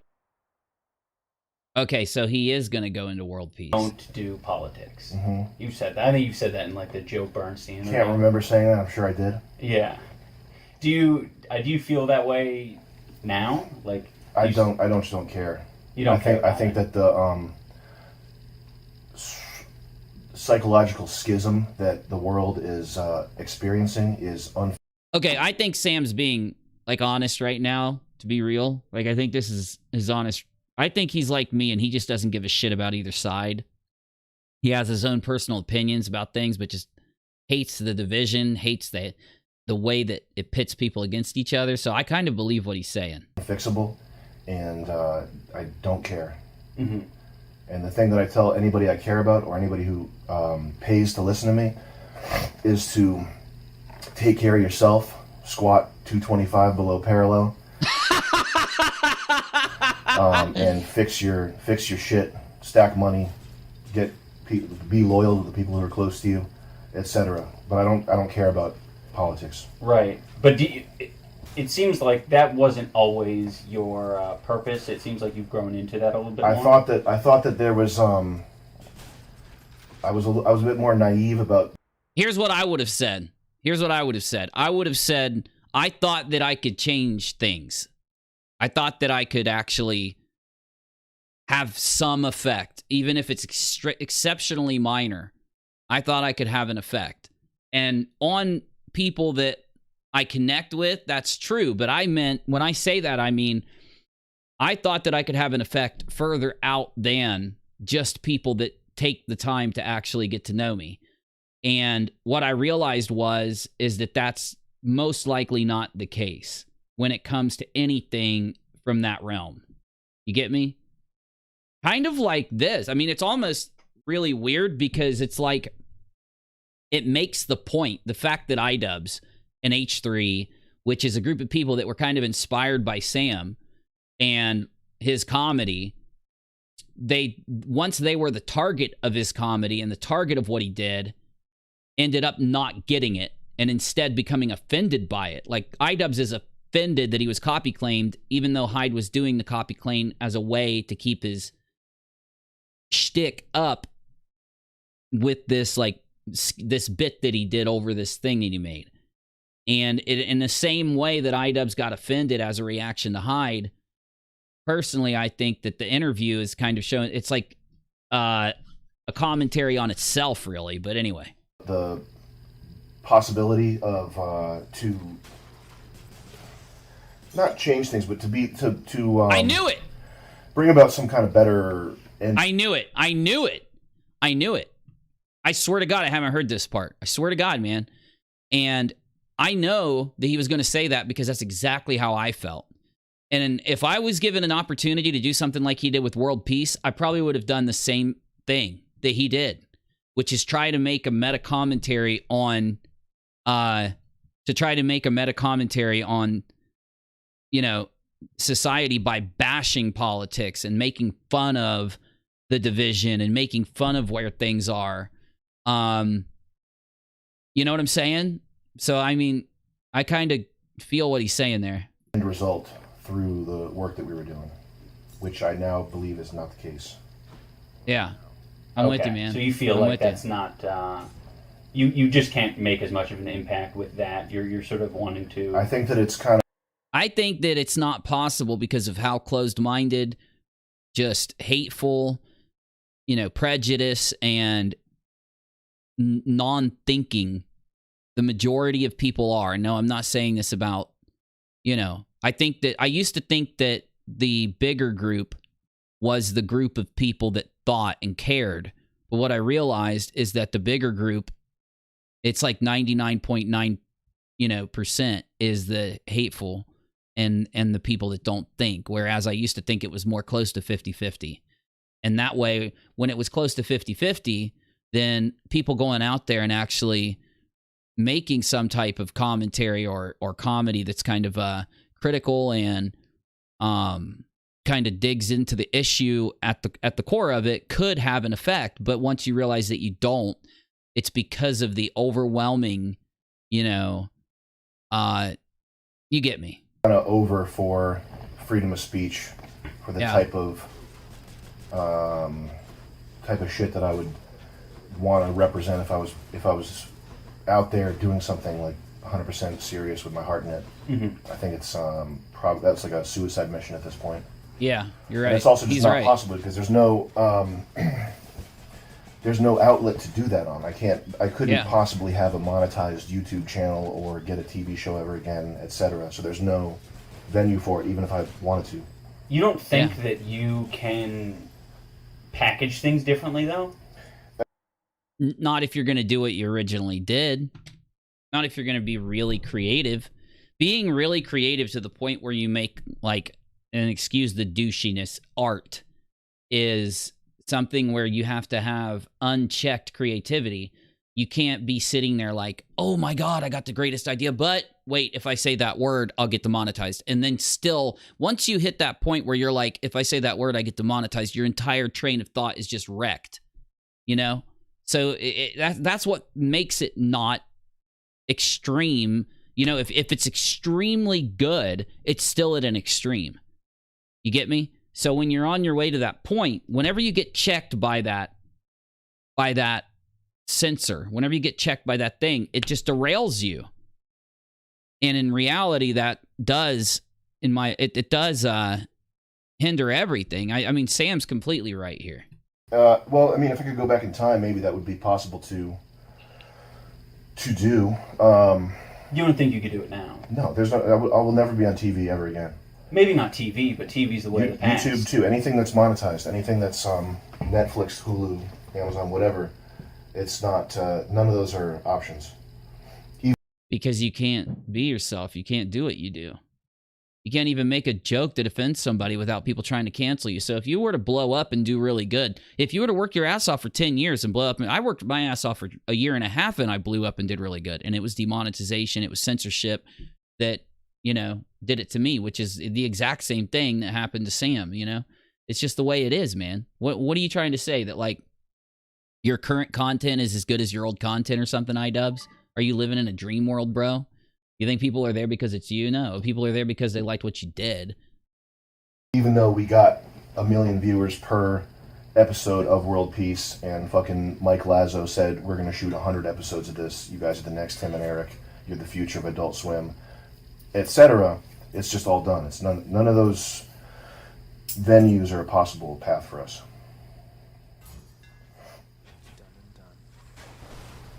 What do you think about that? Well, I mean, I just kind of feel like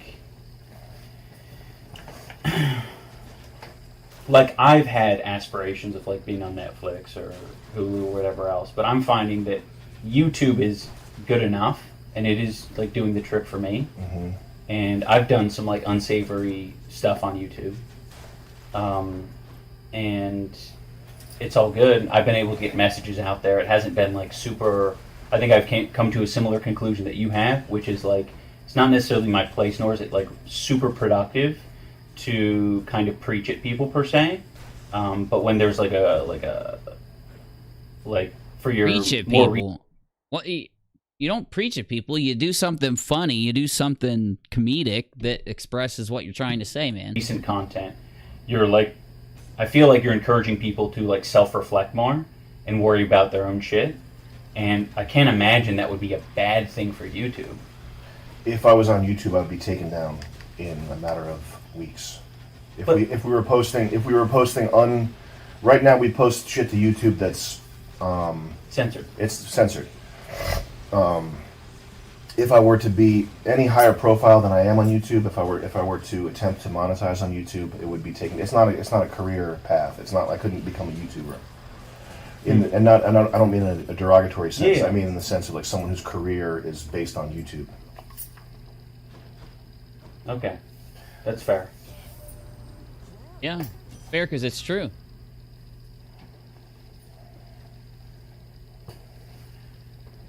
Oh, so you talk in your comedy, or at least on a lot of the Hyde War stuff. You'll like reference Joe Rogan, Lena Dunham, Ethan Klein. Why do you do that, or do you realize how like confusing that could be to like some viewers, where it's like, I don't like, is he being serious about this, or? I'm being serious. Yeah. Yeah. I think about Joe when I wake up. I think about him when I go to sleep. And is that weird? People have obsessions. I mean, what are you obsessed with? Something, right? You don't have to say what it is. I think about fucking Joe Rogan, not fucking him, but I fucking think about Joe Rogan when I wake up, when I go to bed, when I'm doing my MMA training, when I'm drinking my $30 green juice, okay? He got me onto this. I don't think you do. I don't think you do think about him. I do. I think you rarely think about him. I think he pops in your head when you're filming a video and you're like, oh yeah, this would be a good thing to use as a prop in the moment. No. No. You don't understand. You get my genius in you. I've spent probably $6,000 on cameos. A lot of which are unreleased. With people trying to get famous people to name drop Joe Rogan. To any success? No. No? And you want him Really? to notice you because you want to fight him. I will fight him. No, I just think he's cool. He's like everything I want to be. Shut up! You're being. What? Be serious for a Be moment. serious? Do you want me to be serious? Let's be serious. Yeah. If you want me to, okay. Yeah. It's less entertaining if I'm serious. Oh, I totally disagree. All right, fine. Yeah, what you said. If I'm like I should need to make a funny video, let me make a Joe Rogan shout out. I'll do that. That's what I think. Perfect. That's there good. You go. Yes. You got it. You unraveled the mystery. Now let's go through. I will list. drink his blood. I'm going to drink his blood. I think that format works. Okay, good. Serious, and then you go into it. We'll see. Yeah. I'll get at him. Like I guess as an example of that, it was like Ethan Klein being like, oh, Ethan's putting in Crush 5,000 or something like that. Yeah. Whereas like there were a lot of your fans who legitimately thought like Ethan. That's awesome. Putting some. I didn't even know that people thought that was legit. That's really funny because I don't pay attention to that stuff at this point. Yeah.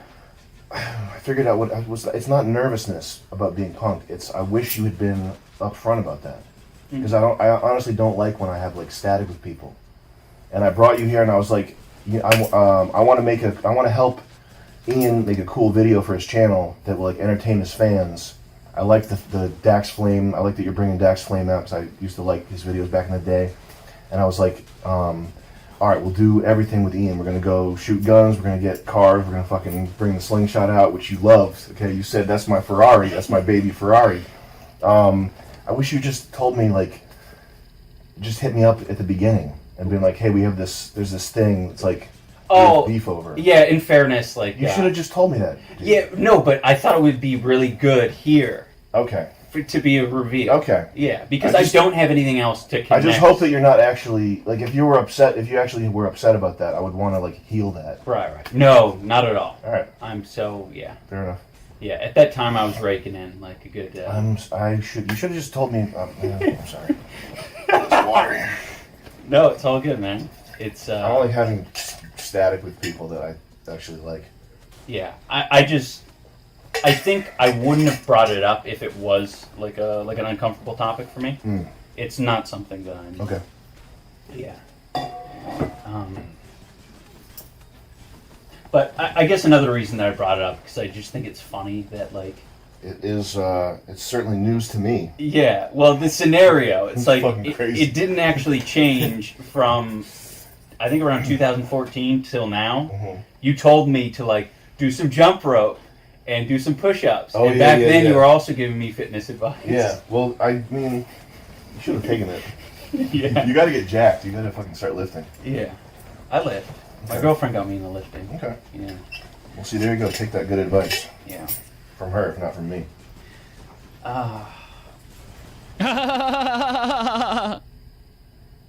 Dude, Sam never turns it off, dude. He never turns it off. Do you think any of the like open mics you've done in the past that are like really offensive to people in the audience?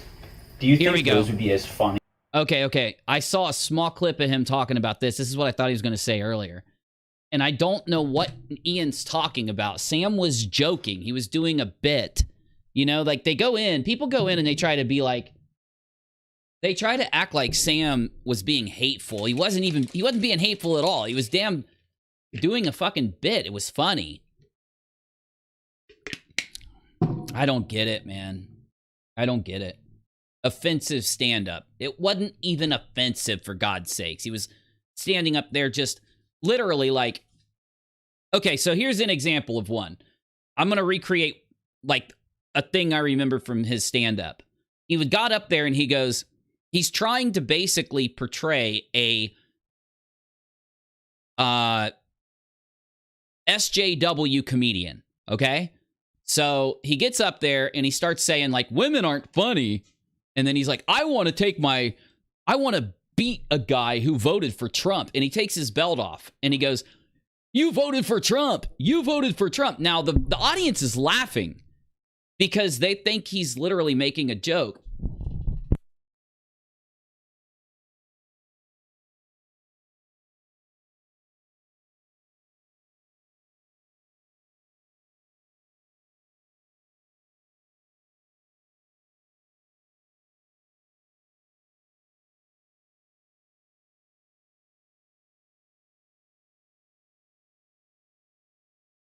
Okay.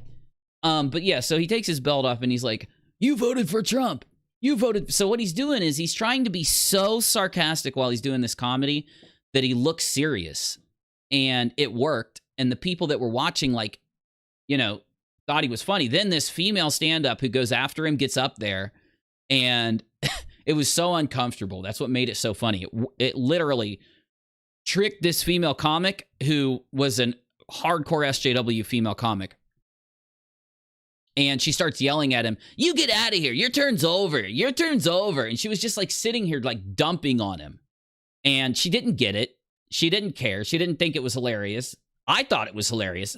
I got what he was doing. He was making fun of her type of comedy, and it literally caused her to melt down on stage in front of everybody at the beginning of her comedy routine. So who are you offending by getting up there and doing that? You're just offending an SJW comic. You know, there were people in the audience that thought it was funny. There were others that thought he was being serious, and there were others who got the joke. And it's just an awkward situation to put people in. But it really did make a good point, because this is back in 2016 or 15 or something. I don't know. But it's right when this big wave of SJW like non-funny comics are getting up there, literally going, Donald Trump has orange skin. And everybody's like, that's hilarious, right? You get me? Okay. If the audience wasn't so offended. What? It wouldn't be funny at all. Yeah. Some of it would be funny, but a lot of it's just based on the fact that the audience is getting pissed off. But those are people that you want to piss off because they're like total scum. Yeah. Yeah. Did you see the clip of that girl coming up and what did she? I don't think she. She was like telling you to get off the stage. You're over. You're Hit done. me. I think she did something. Did she hit me with the mic? Did you see that clip? I think I may have. It doesn't matter. But anyway, those people are all assholes. Yeah. they're people that feel like other people shouldn't have a voice to do comedy or have a voice to do what they want to do because they think they should be censored if they're being serious or if they're not being serious because it offends somebody or because they don't like it. But they think themselves should have the ability to get up there and be able to say vile things about someone they don't like as long as that person's on the opposite political spectrum or if as long as it goes within. So, yeah, you're completely right here. Fluoride junkies. And I should have kicked her in the chest. I had this one girl, oh my god, man. This one time, this girl came over to sell my friend weed. She was an Uber driver that was, like, big on Vine. And that was, like, her intro. Like, the first 10 seconds of meeting her, that was her intro. It was like, yeah, I'm big on Vine. I'm big on Bitch, you drive a Vine. fucking Uber. I get 10,000 followers on Vine, bro. And they drive she was a TV. like, I didn't bring up race at all. I don't start talking about race with strangers. But she said, she was talking about how like her black friends or like black people in black people in LA and San Francisco and New York act like white people, and I was like, oh, so that's your solution, is just to whitewash everyone and ruin their culture? And she got up, walked over to me, and either fake kicked me in the face or tried to kick me in the face, and I was fast enough to catch it, which I think she was actually with a fucking pointy shoe coming an inch away from my face. You had to be there. Yeah. Don't worry about it. Let's move on. It sounds like a good story. It was a crazy time. She's big on Vine. You'll find her. You'll see her on there. Do you think your fans understand your comedy? That's fucking hilarious. Yeah, I think people do. I'm kind of out of touch with my fan base. We don't have a subreddit or anything. It all gets taken down. And also, I've made the conscious effort to sort of remove myself from just the internet in general. Like I have a sock puppet Twitter account that I use to follow cryptocurrency, Bitcoin stuff, but I do not. I really am not online at all. Like I go on Instagram to look at cars. I go on Twitter to look at Bitcoin stuff, and I do not look at really anything else. TikTok? No. Gotta get on it. Think about it. Start doing some fast motion Rick and Morty videos. Yeah, I guess the reason I bring up whether your fans understand it is because I know that I get frustrated when I read comments from fans and they've like interpreted what the meaning behind something is. Oh well, I mean, I guess my problem is I wouldn't consider those people fans. Like people who there's people who fucking try to write essays in the YouTube comments.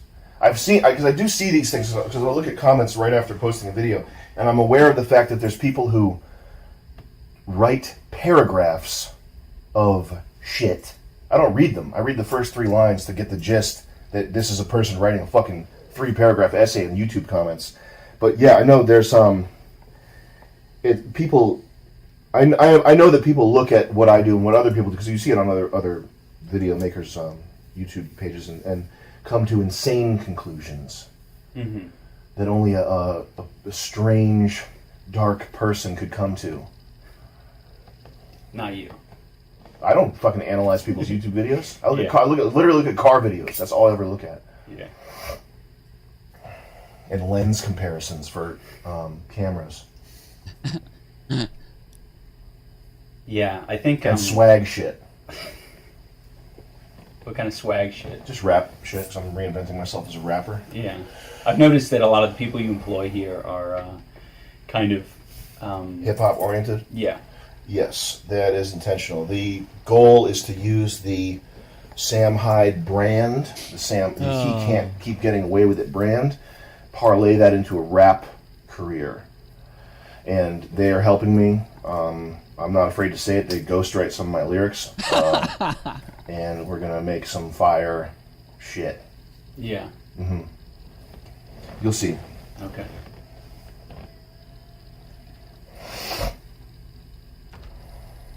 I don't know. I think Ian kind of gets it. I think he's getting it to an extent here. Oh, shit. I'm gonna die already. I'm dead. Alright, go ahead and die. With the, like, I guess hesitation to be 100% serious, does it have anything to do with the fact that you're, like, you don't want to kind of ruin the magic of, like, your persona, or... I don't think there's magic. I'm just trying to do what's most entertaining. Yeah. And oftentimes that comes, like, I guess you're... Would you say that, like, that's a place of comfort to be, like, more on when the cameras are on and being less... It's mad uncomfortable. It's mad annoying. I hate filming stuff. Yeah. Why don't you be more, you can be more serious about things. I can be more serious. Want me to be more serious? Well, I mean, you can be more relaxed rather than on all the time. You know what I mean? Why would I do that if there's like thousands of people watching a YouTube video? Why would I like relax and chill and like not be entertaining? Well, I think it should be one of those things that you're able to like turn on and off.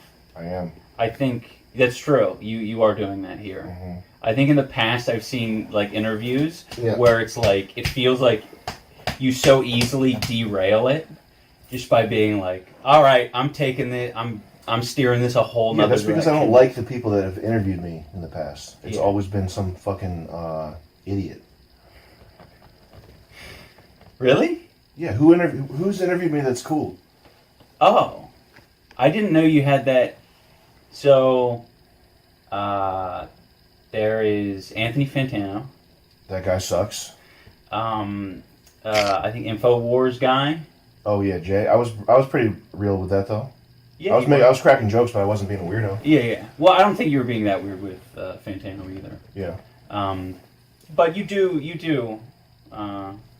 If I was take it your own direction, I think. If I was interviewed by somebody interesting, I mean that's why I'm not like fully in character right now is because I like you. I would do if fucking I don't know. Fuck, who's cool? No, that's fair. I mean, I think you gave me the answer I was kind of looking for. Yeah, that's usually the interviews are just a setup for some funny shit. Right. Fair.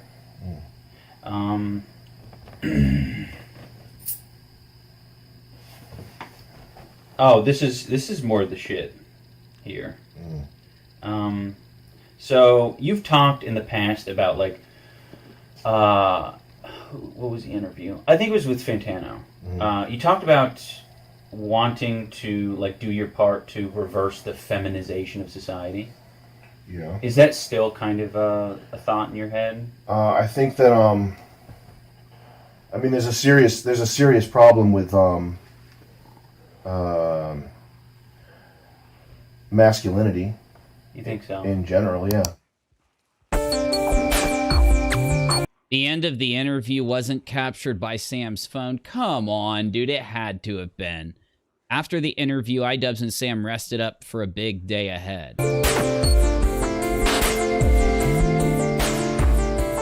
Slingshot? Oh, first. Yeah.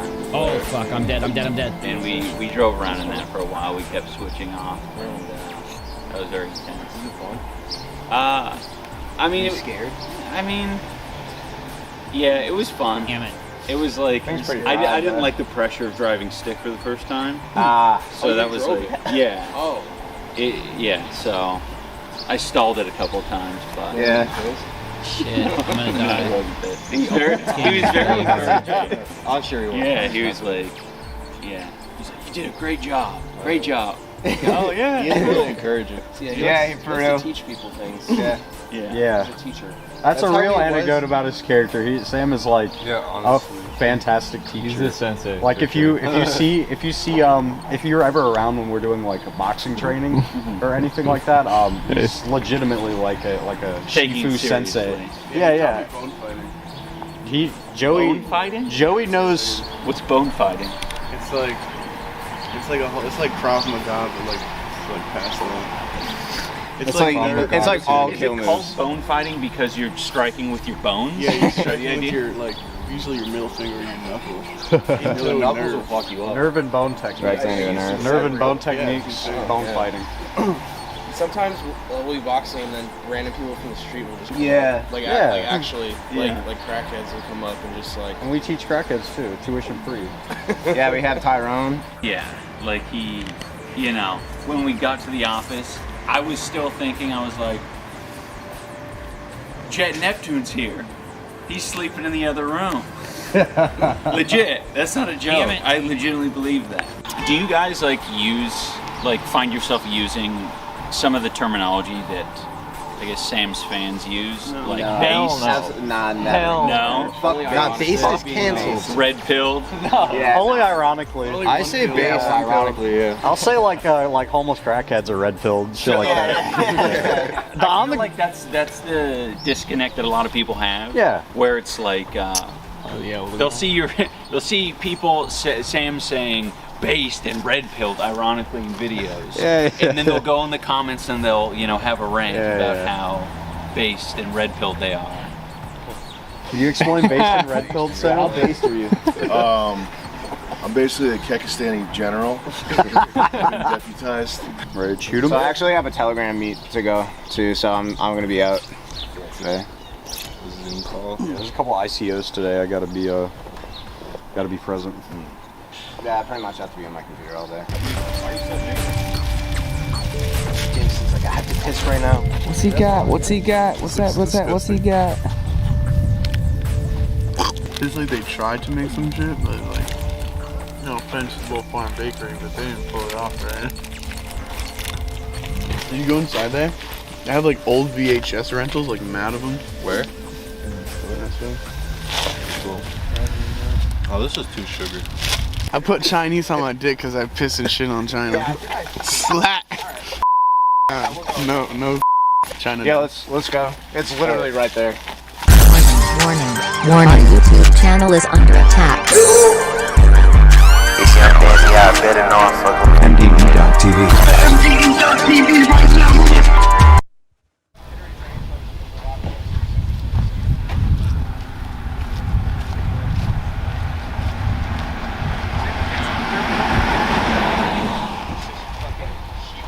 There's not two of them? No, it's just a 30-mile long tunnel. Oh, you still waiting on it? Right over there. I told Idubbbz we're gonna meet us.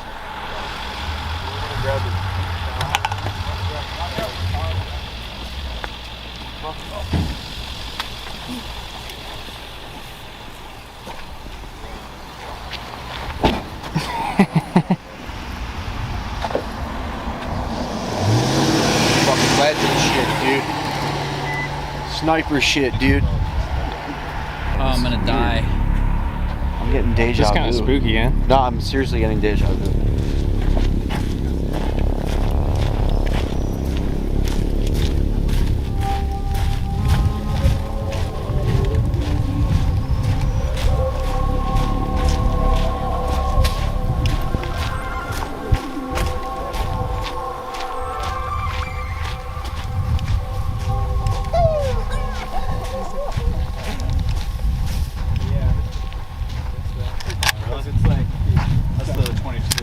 It's so quiet.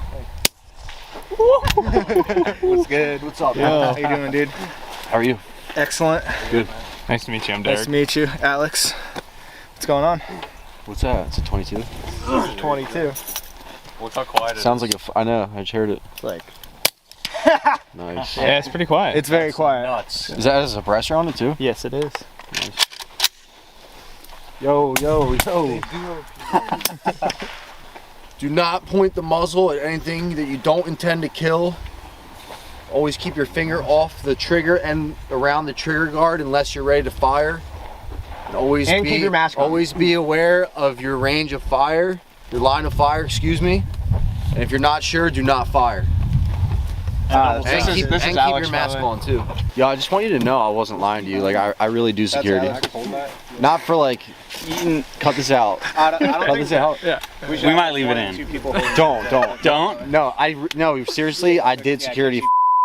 I did security for a lot of high rollers and mobsters in Lake City. Like I swear to you, That's what I mean. That's sort of the vibe I got. I mean, I'm not playing. some Like of the, you're not. Well, now that you're saying that you're not playing, I kind of feel like you are playing. Yo, someone tell him. Yeah, I swear to God. Do you have any credentials I you swear, can show I us? or swear on anything? my. No, I left my card at home. No, I swear on my wife, on my mom. Yeah. I really did that. Okay. In You actually Atlantic have a City. wife? Yes, I do. That's true. And you are you were a pro skater? I was, yeah. Okay. Were you actually sponsored by who was it? Nike SB. I was. Okay. Yeah. Can you actually do a dark slide? Dude. I can. Yeah, show me your dark slide card. See, like, I feel like you think I don't want to, like, I don't lie, so I don't want to, unless I have to. Cut that out. Pause too. I was also, like, repeatedly really thankful, like, grateful to Idubbbz throughout this documentary, because in my opinion, he has way more subscribers than me. I'm like, he's like shedding light on like what my shtick is. So I was like super thankful. I mean, I guess that doesn't really matter, but the context of why you were like, why the attention was so paramount on this day makes a lot of sense now, because it's the day after this footage here is the subsequent day after the interviews took place, the one-on-one interviews with Sam, and so there was kind of like a confrontation, and on top of that, everyone has loaded firearms, and we're shooting guns.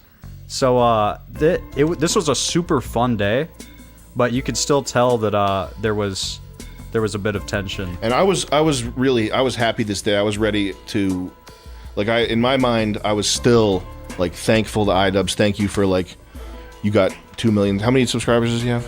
10 million? 2 million? 3 million? You got 3 million subs. You're putting my shit out there. Like, thank you, bro. Even though, like, whatever, this is still huge. That's what my mindset was. So when we came out to do this, I was like happy to be doing it.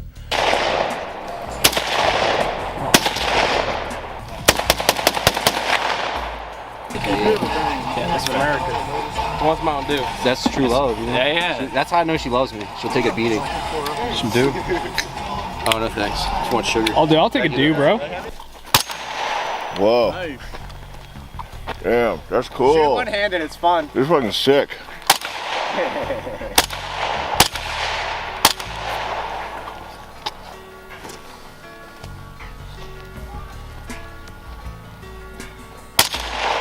Give Tech a turn. Nice. Where's Tech at? Tech. Tech.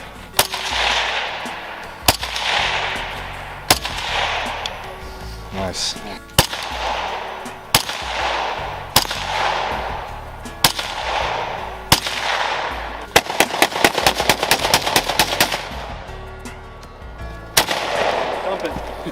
Yeah. Do a mag dump. I did. Folks put Caro on my trip. You trying to Caro my shit? Who did it? Softball? That boy right there?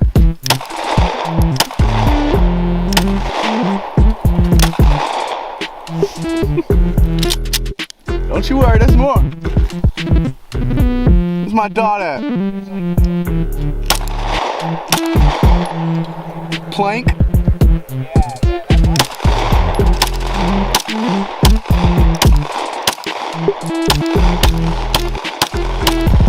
God damn, he resilient. It's like a trap beat. Who else put Caro on my shit? All right, Wyke, here's a scenario, battle scenario. Battle scenario. We got a threat. You got 10 M&Ms, 10 Marshall Mathers. 10. They're being very derogatory, disrespectful, yeah, and they just dissed you. They said something really mean about your mom. They said that there's 10 M&Ms and they're over here. Yeah. Actually there. They said like all kinds of bad words. They said the L word. They said that, the R word. O I'm word. not sure which one. And so they're a huge. And Bic just took them out. So now there's 10 more. Oh shit!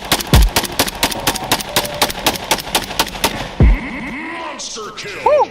Got him. You got him. Yeah. It looks like he's meant to shoot guns. Like. Meant to. Not a chance. Not a chance.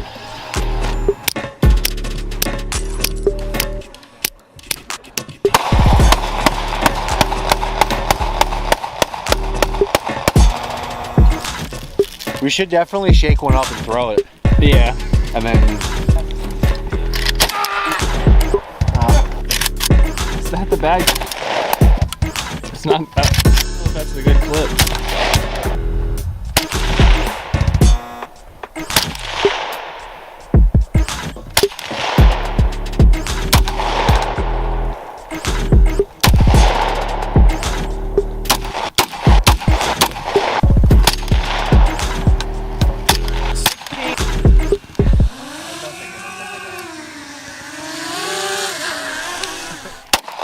Shit, that P90 mag almost loaded.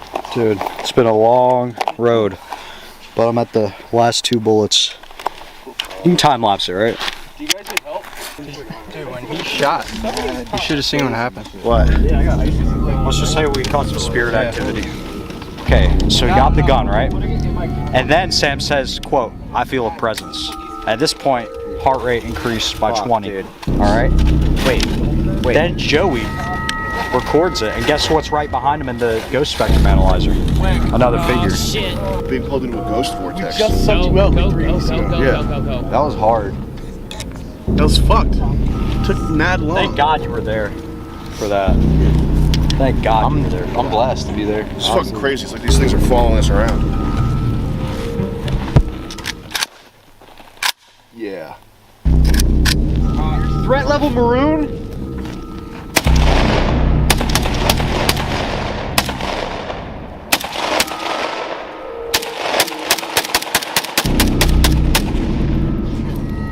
Christ. Why'd you give me this fucking thing? I thought this was airsoft. You're alright? You didn't tell me it was gonna be like that, man. It's airsoft gun. That's not airsoft. It is. I'm not falling for that. That was crazy. That's legit airsoft gun. No, for real. I think there might have been. I think the ammo had some kind of spiritual connection. Your body movements were like a non-human. Ghosts hate loud noises. They do. What? It doesn't make sense. It doesn't make sense. Like, why would a ghost be messing with me while I'm shooting? Because ghosts hate loud noises. It's gotta be some kind of phenom. This is either a phantom or a specter type. The way you were moving, it wasn't like I've seen you dance. I've seen you box. You've never moved like that before. Yeah. And the barrel swaying up and down like that, I wasn't doing that, guys. It's crazy. It almost looks like there was a. Do you feel any kind of presence? Do you feel any kind of presence? We went to a vaccine line and asked them what they know about Hollow Earth. Did you really? Yeah. It was super funny. Oh man. That's crazy. I don't think there's anything funny about Hollow Earth. It's dead serious. Talked to some heroin lady. Yeah, she was crazy. My God. Her friend Yeah, we're died talking about and energy she brought her fields, back and to she's life. like, exactly, my friend died yesterday, and I resuscitated her. He was like, I'm sorry. And she's like, no, we brought her back. I was like, we were like, oh, shit. Damn. Hero shit. That's crazy. That's a ghost particle. See, when I talk about ghost particles, everyone laughs. They don't take it very seriously. So even I have trouble believing it. I'm It's so thinking about revolutionary. thinking about recoining it to a phantom particle. Right. But you have to have a certain type of accumulator, like Class C, to even detect it. Detect the trail of its movement. You don't see it, but you see it's what it does. Okay. In like a spiritual space. I mean, that makes sense because the Class C accumulator that we were using, we found a particle in there that we couldn't identify. Yeah. No, I was just thinking on it for sure. Right. Most people have eardrums. You have ear guitars. Yeah. I'm constantly just hearing people like having a conversation. Exercising the fear response. Well, it's just good. It's good for like all your like trigger discipline and shit, and like your like if you're doing like AKs and like recoil or like a pump action shotgun. Yeah. Like you definitely want to know what that sounds like, because if you're in a self-defense situation and you're like in your house, like there's a home invasion, and somebody comes in and you have to shoot that shotgun, you don't have time for your like ear protection. Yeah. So yeah. How many self-defense situations have you been in where you had earplugs? I'm not really at liberty to say how many. Probably zero. Say less than one. Where he had to actually defend himself? Yeah. With earplugs in. With earplugs in? Yeah, never. Every time he's been put to the test, he didn't have them in. Because you can't reach for him. You got to reach for the gun, not the earplugs. He's got one thing on his mind. Revenge. Revenge.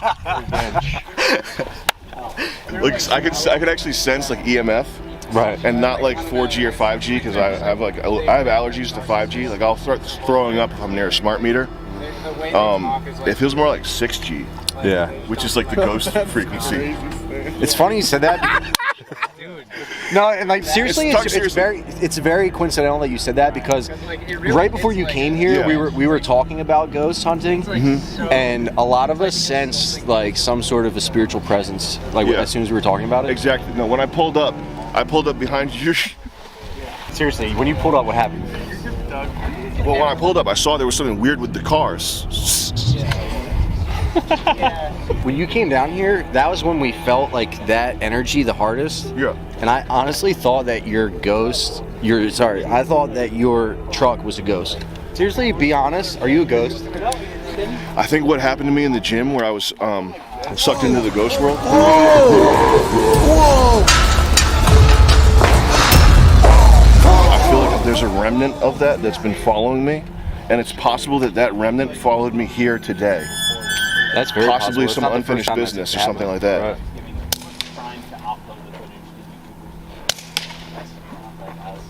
You see that weird like wisp of smoke?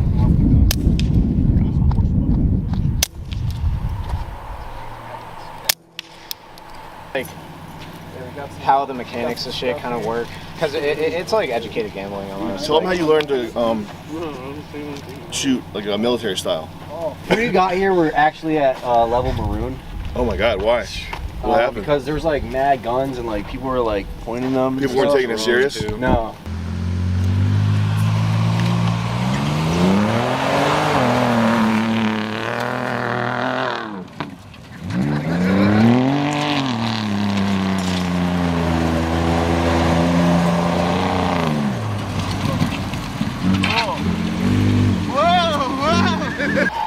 A lot of my fans, and I think Sam's fans, would get genuine, like you guys are funny when you're not, like, kind of, when you're not playing characters. I don't think you realize that. I think it's like, oh, it needs to be, like, confusing for the audience. It's like, it doesn't need to be confusing for the audience. It was pretty straightforward, like, Well, I don't know, like, so many fucking Sam comments are just... Let me tell you this, they don't know. Nobody knows anything. Yeah. Is it interesting? Nobody knows anything about anything. Yeah. Like, literally. That's actually true. That's a real fact. All jokes aside, that is truth. Tech. Let me see your arm's broken. What? Look, I'll hold it. You were doing like this? Yeah. He didn't even notice. He's like, Relax like this, and you want to lean into it. So your body weight needs to be hanging over a bit so you can take the shot. But elbow down like this. I didn't feel like anything when I did it. Yeah, no, but this is better to do it. Trust me. Okay. So Hold up first. When we're passing them around, make sure some safety. So like that. Yeah, hold it. Yeah. Firm, nice, comfortable. You got it. I'm and not then flip either, it back Lauren. on fire, and you're about to get. I'm not feeling that good either today. Like, I just want this, like, flu or whatever to be over with. It just never stops. Never sprayed with Thanks. Ready? Get your finger off the trigger. It's off. Yeah, finger. It's not even on. Finger stays up there until this is ready. You ready? Come on. Oh, Did I just hit that off? No, it's still there. Oh man, there's a lot of pressure now. You got it? You gotta get it. Alright, get that can. Oh! Yeah. Yeah.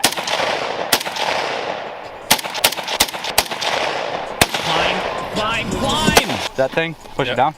It's hot. There you go, bro. Oh! That clip! You're dead. Yeah, it's the back. You really can't load a gun like that without like fucking quivering a little bit because it's like that spring. Yeah. I keep thinking I'm gonna ram it too. I'm just gonna go off and blow my fucking hand off. Oh wait, that's something I'm genuinely curious about. Are you censoring yourself a little bit? Because monetization. Yeah. Okay. I'm trying to get you rich. It's only like the first like 30 seconds they care about that. Really? Yeah. What about the gun stuff? Will you have to censor any of that? Might get us a little bit fucked. Yeah. We'll put big black bars. I was wondering. How much do you think this is worth in XRP? Oh shit! Oh! Woo! Woo!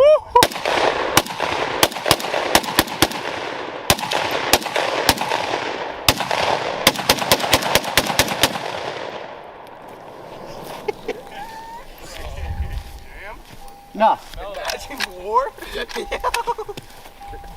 Can you triple check that that's not? Okay, yeah. No.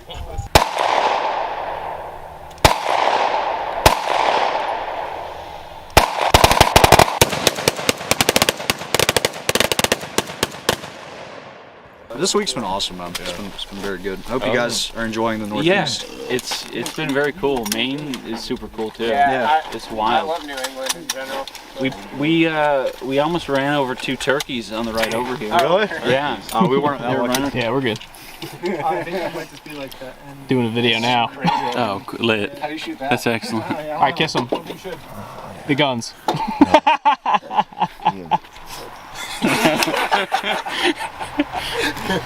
Oh shit. Stop.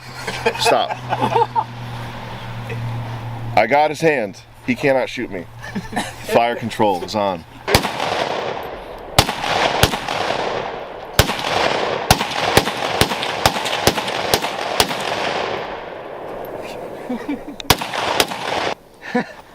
Did you dump it?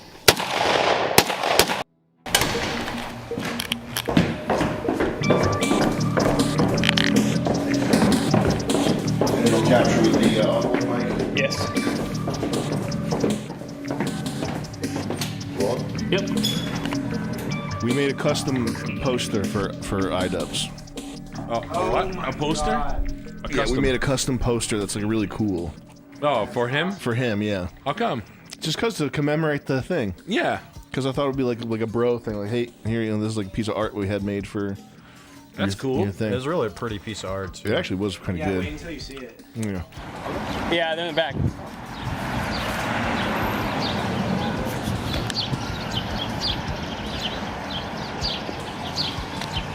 Just hold it by your side. Gotcha. Until you see them there.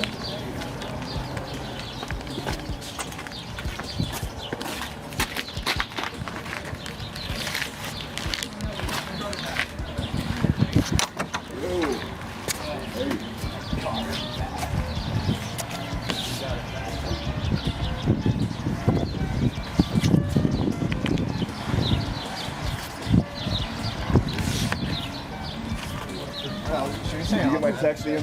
The one I just sent? Just check it. It's important.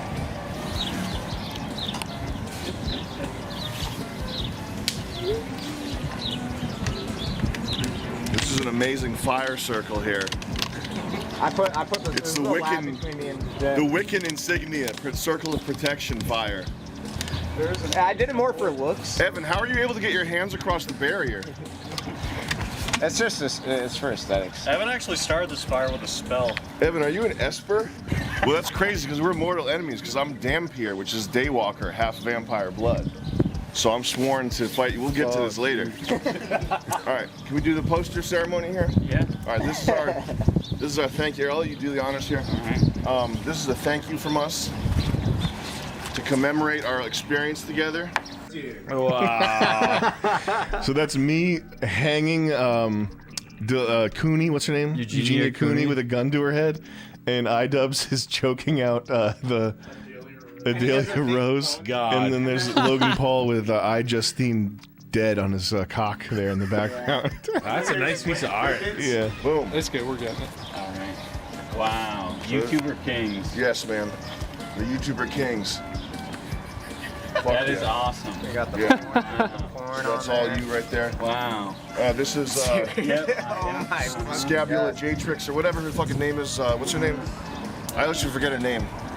Like Quadralia Monroe or something. She's vampires, right? What's the skinny girl's name? Eugenia Cooney. Yeah. I have body dysmorphia. So if Eugenia Cooney, I just hate the whole shtick that she does, like taking advantage of like thinness for like YouTube views. When I'm actually, I would kill to look like that, and I will kill to look like that. Not her, not a real threat. We got you with this attention whore right here. I'm dead. Whatever this I'm that dead. girl that disfigured. I can't beat Johnny these guys Rose, up. Why does whatever. my dude suck so bad? Didn't he done this thing? Yeah. Oh, hold on, I got one. We got Make My Dick Black Oh, I Again, didn't the get it. hat, which you can that's merch you could sell. Cool. And then I'm here's bleeding everywhere. Logan Paul I'm and bleeding I everywhere. Justine. We did a throwback to like old YouTube. Go, like get off Justine. me. Like just to get the classics dead. in there, like Mystery Guitar Man. Get the classics, bring them back. I Justine, bring them back. I'm but also yeah, we dressed as the scout from Team Fortress 2. Yeah, I just thought that'd be like kind of badass. I'm the general of Keck. Yeah. Right there. So like, MAGA. Like. So the whole thing about this was just the interview. The interview was the big thing here. Great. There it is. Oh, you guys worked on this? We all sort of threw in. It was a lot of Joey on this. Yeah. Thank you so much. Helped out. I feel like shit, man. I figured out the dab ring. That's my contribution. The Rick and Morty dab ring on that. Yeah, that's great. That's so funny. I feel like shit. You might want to hang that in like a private area. Yeah, you can frame it and hang it somewhere private. On your door. Or you can display it for people and just kind of filter out anyone who doesn't like art. Yeah, that's a good idea. I like that. Like anyone who comes in and sees that and is revolted, they just doesn't get it. You don't get it. You don't get it. Someone has an NFT. Oh yeah, that's a good idea. There you go. Yeah. I have permission for that? No, you don't. But I don't think anyone does with a Google and YouTube logos. Well, we'll contact the legal department. I mean, there's going to be various. We'll cut them in. We'll cut them in. Yep. So yeah, I don't know if it's worth doing a video just over that little interaction, but there were people that just like bugged out. Let me see here. To find a reaction. Here we go. Big YouTube drama as Sam Hyde humiliates Idubbbz. So long story short, Idubbbz, Ian, who used to make funny, edgy content, but then caved in like everyone else after mass demonetization and the mob took over, visited banned comedy legend Sam Hyde under the auspices of making a fair and balanced documentary. But Hyde and his team knew from the start that this was a bad faith claim and that Ian was there to make a hit piece. Idubbbz is apparently trying to rebrand himself as this Louis Theroux type figure by going around pointing a camera at odious, offensive figures and then trying to put them in awkward, embarrassing situations. But what ended up happening was that Sam and his team trolled Idubbbz to such perfection, maintaining character throughout the entire endeavor, that Ian was the only one who ended up looking awkward and embarrassed. Security, obviously. Right.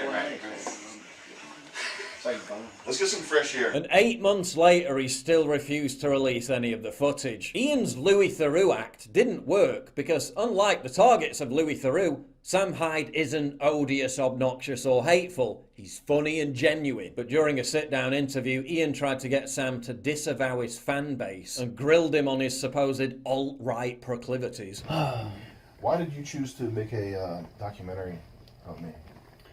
Well, basically, it seemed like Ian wanted to squeeze some content out of and have a laugh at Sam Hyde for having fell off, but only ended up holding up a mirror to prove that Idubbbz himself had fell off. Having once been the king of original edgy content, he's now reduced to being another hall monitor for the regime. I mean, this is a guy who literally shot to fame by trying to make celebrities say the N-word. Now he's henpecking at Sam Hyde for his supposedly racist comedy. like open mics you've done in the past that were like really offensive. Give me a break. Sam Hyde was banned, deplatformed, cancelled, because he refused to sell out. He refused to amplify the message. And it seems obvious that Ian's deep-seated insecurity and self-loathing at having failed to resist being absorbed by the mob was part of the motivation for this hit piece. The origin story of Ian's resentment towards Sam was also revealed to be a grudge over a 7-year-old contested copyright claim. You're an asshole. I'm sorry, buddy. That's no good. Yeah, why'd you do that to me? Although the endorsement of his girlfriend's OnlyFans page was both hilarious but simultaneously mortifying, you could be generous towards Ian and say that his drift towards the toxic mainstream was driven by frustration at his inability to platform on YouTube the kind of content he was making in the mid-2010s. But the same forgiveness can't be extended to Ethan Klein or Anthony Fantano. Is Anthony Fantano? That guy sucks. Klein and Fantano made the deliberate, conscious decision to pander to the mob by espousing far-left drivel and ingratiating themselves with the Silicon Valley establishment. Fantano shat his pants after a single fader hit piece, and then proceeded to delete all his collaborative content with Sam Hyde and throw his friend under a bus, before going on to rapaciously celebrate the deplatforming and banning of anyone who didn't kiss his arse. While the once much loved and respected Ethan Klein ditched his anti-SJW shtick as soon as the wind changed direction, started sucking up to Susan Wojcicki, and now intermittently broadcasts his moronic normie political takes to prove to his new masters that he holds the correct. This is the dumbest thing I have ever heard in my life. I can't believe he would even say that. It's just so dumb. High status opinions. And whenever he's called out on his galaxy brain drivel by people like Steven Crowder, he literally runs away from the debate and gets other people to fight his corner. While most recently facing utter humiliation for beefing with Joe Rogan over health issues, while let's just say not being in the best shape himself. While Idubbbz may have sold out, Fantano and Klein not only sold out, they became vicious establishment grifters who weaponized their platforms to try to destroy their critics with full establishment support. Which is why it's funny that Sam Hyde, despite being completely ostracized and deplatformed, still makes them all look like utter clowns on a regular basis. While it still remains on YouTube, watch the full Sam Hyde documentary in the description below. I mean, there's nothing bad. There's nothing wrong with the video that we just watched.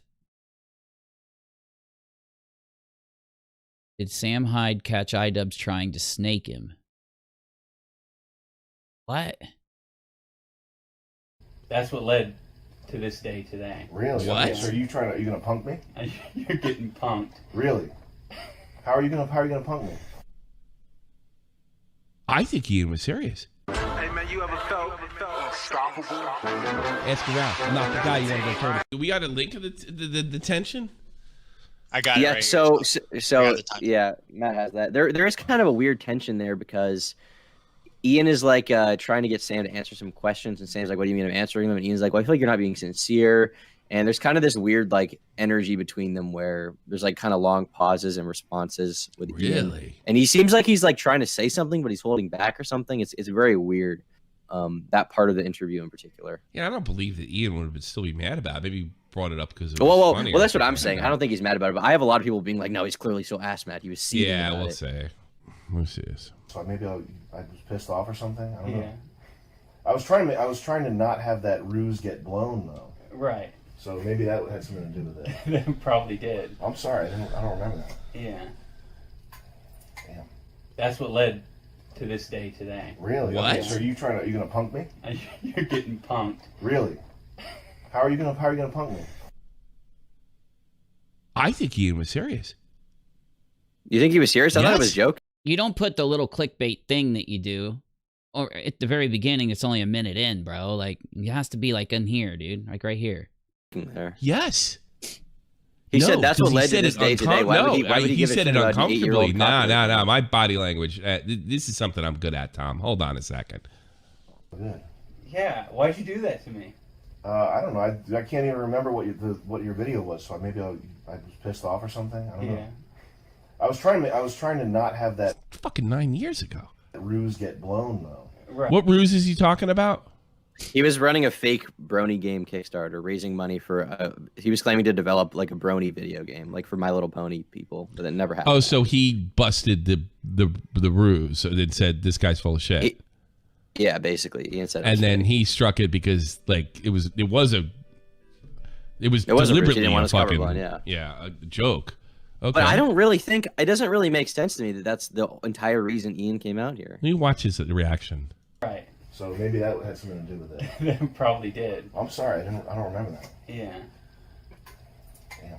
That's what led to this day today. Really? Okay, Yeah. so are you gonna punk me?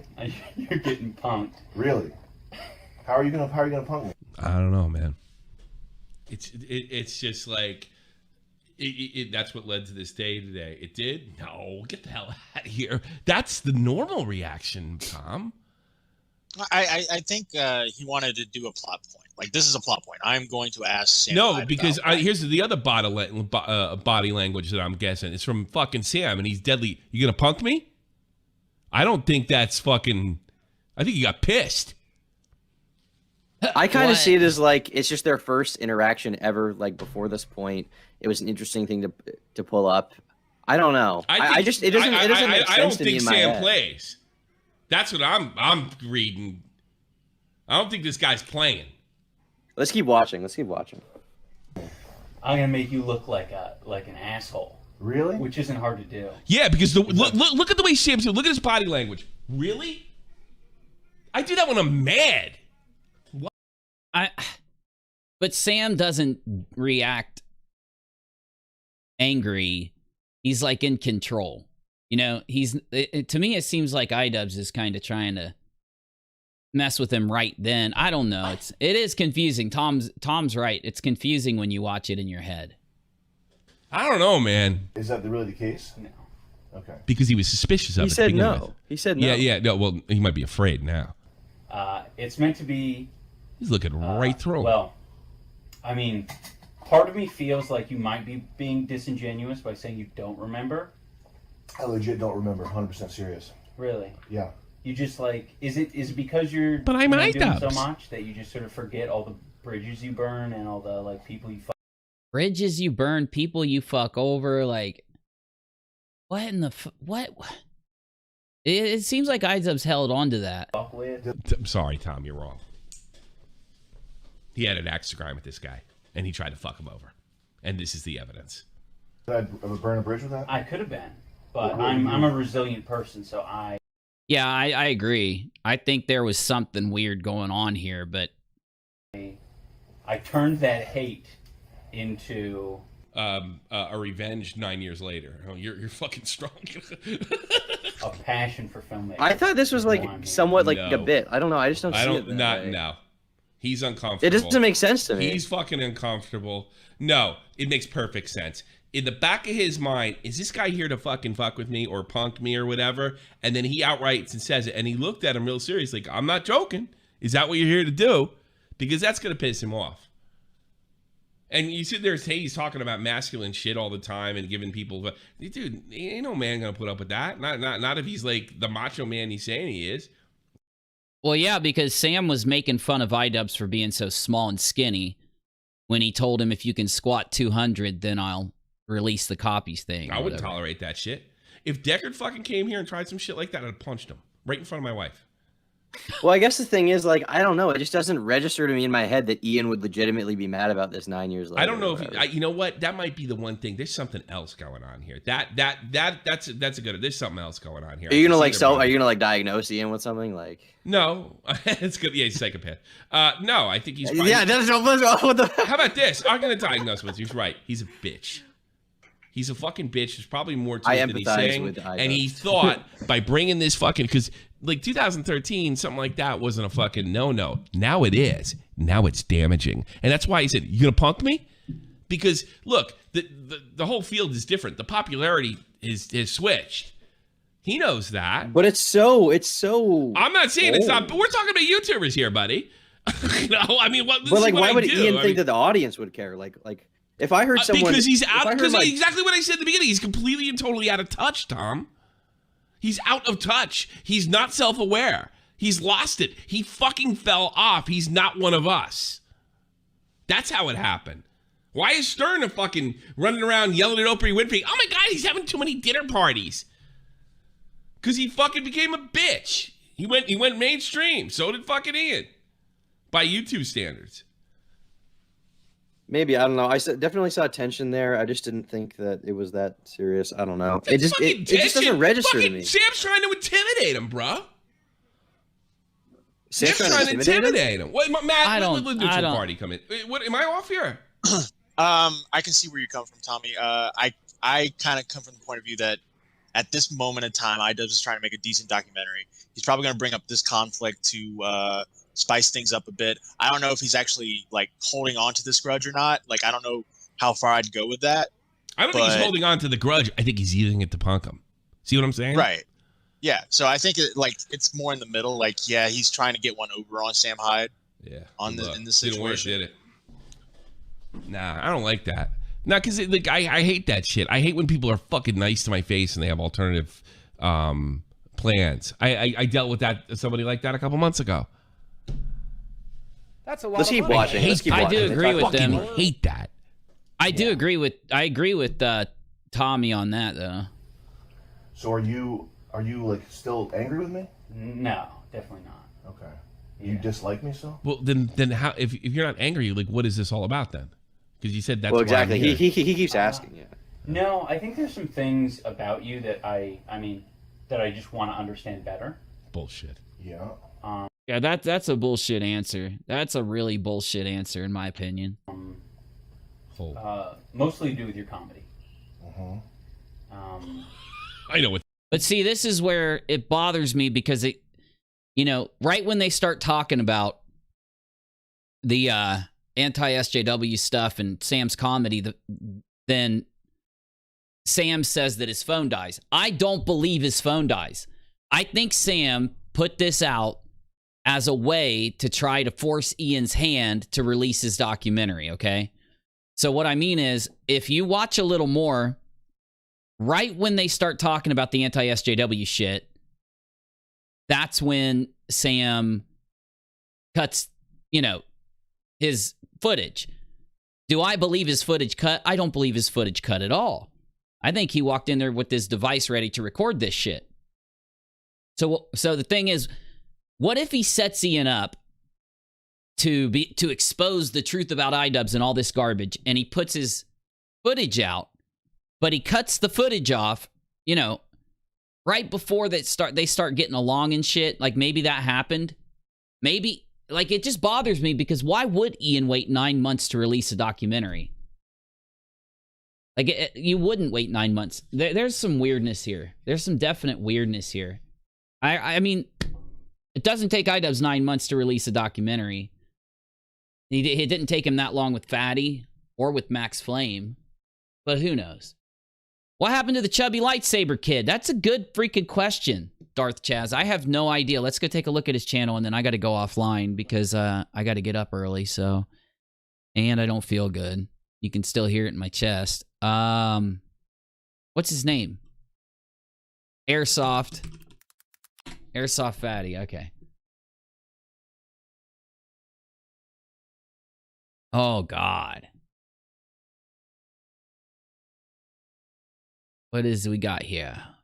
Future Force is finally the last living cell? Oh, shit. Wait a minute. That didn't say that. That said Full Force, the last. I swear to God it said Full Force. Am I crazy? Oh, shit. Must cost. What's going on, guys? It is your boy, Airsoft Fatty. 0 point. Would I be able to make a start? And there was... So he's just talking about some stuff? Man, it's kind of hard to help Fatty out as just a voice. What was that? What the hell? Whoa, whoa, whoa, whoa, whoa. Don't panic, don't get upset.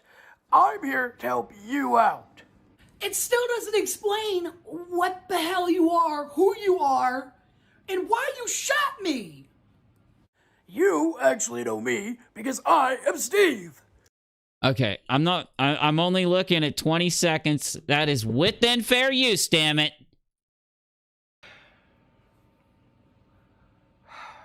Joe, it's still recording, you can just knock it out.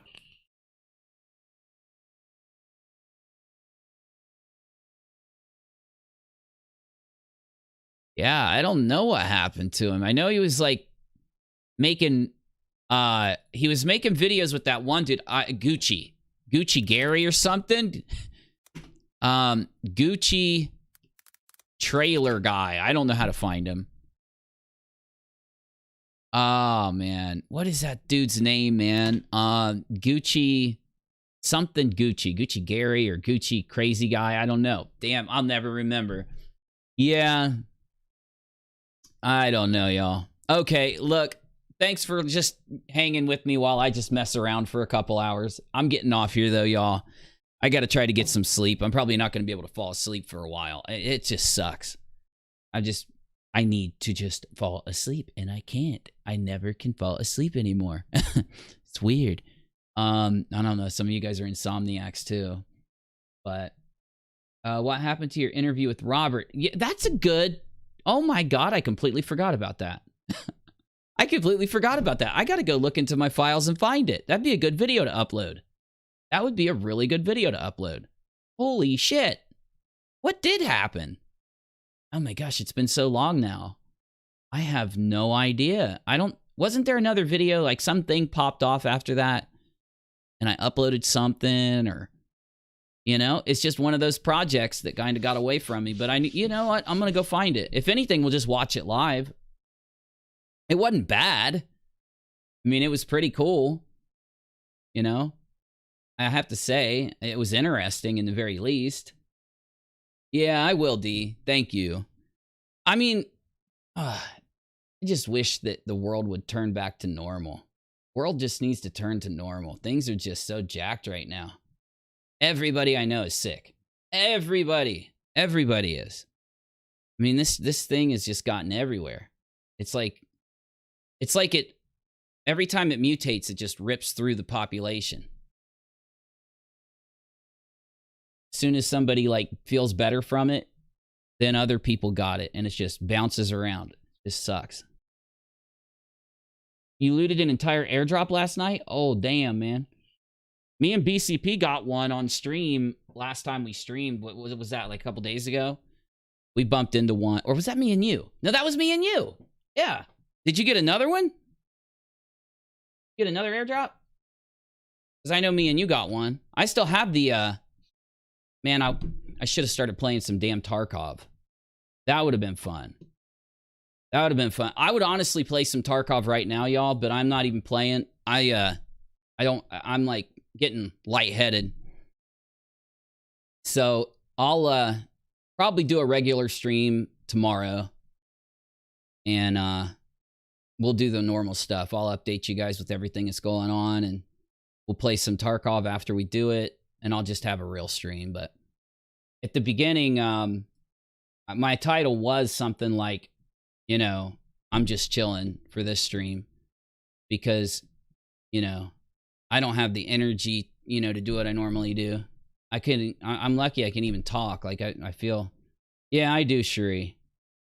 Get some ventilation to help with the breathing. I will. Yeah, like I don't have it real bad in the lungs. It seems like I know I have COVID. I know that. I've had it for like 5 days. I just thought I thought I was better.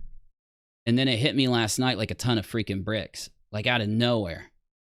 Out of nowhere, just hit me like a ton of bricks. And I'm hoping tonight goes okay. I got to be up early, get the kids on the bus and all that.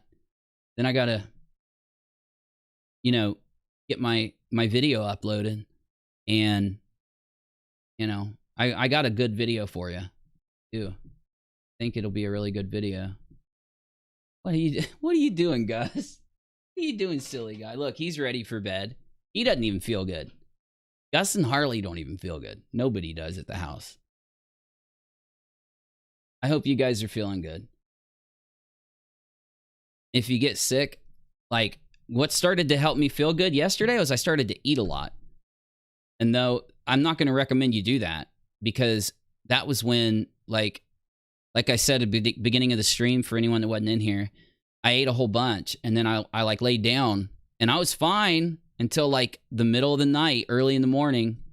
And then I started to feel nauseous.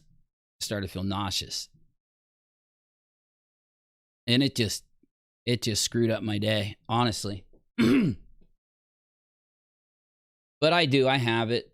It should be, like, I don't know how long it stays in your system or anything. Let me look it up. Let me see if I can find something on it real quick. What's it called? The Omni, right? Omni? How long does Omni last? Here we go.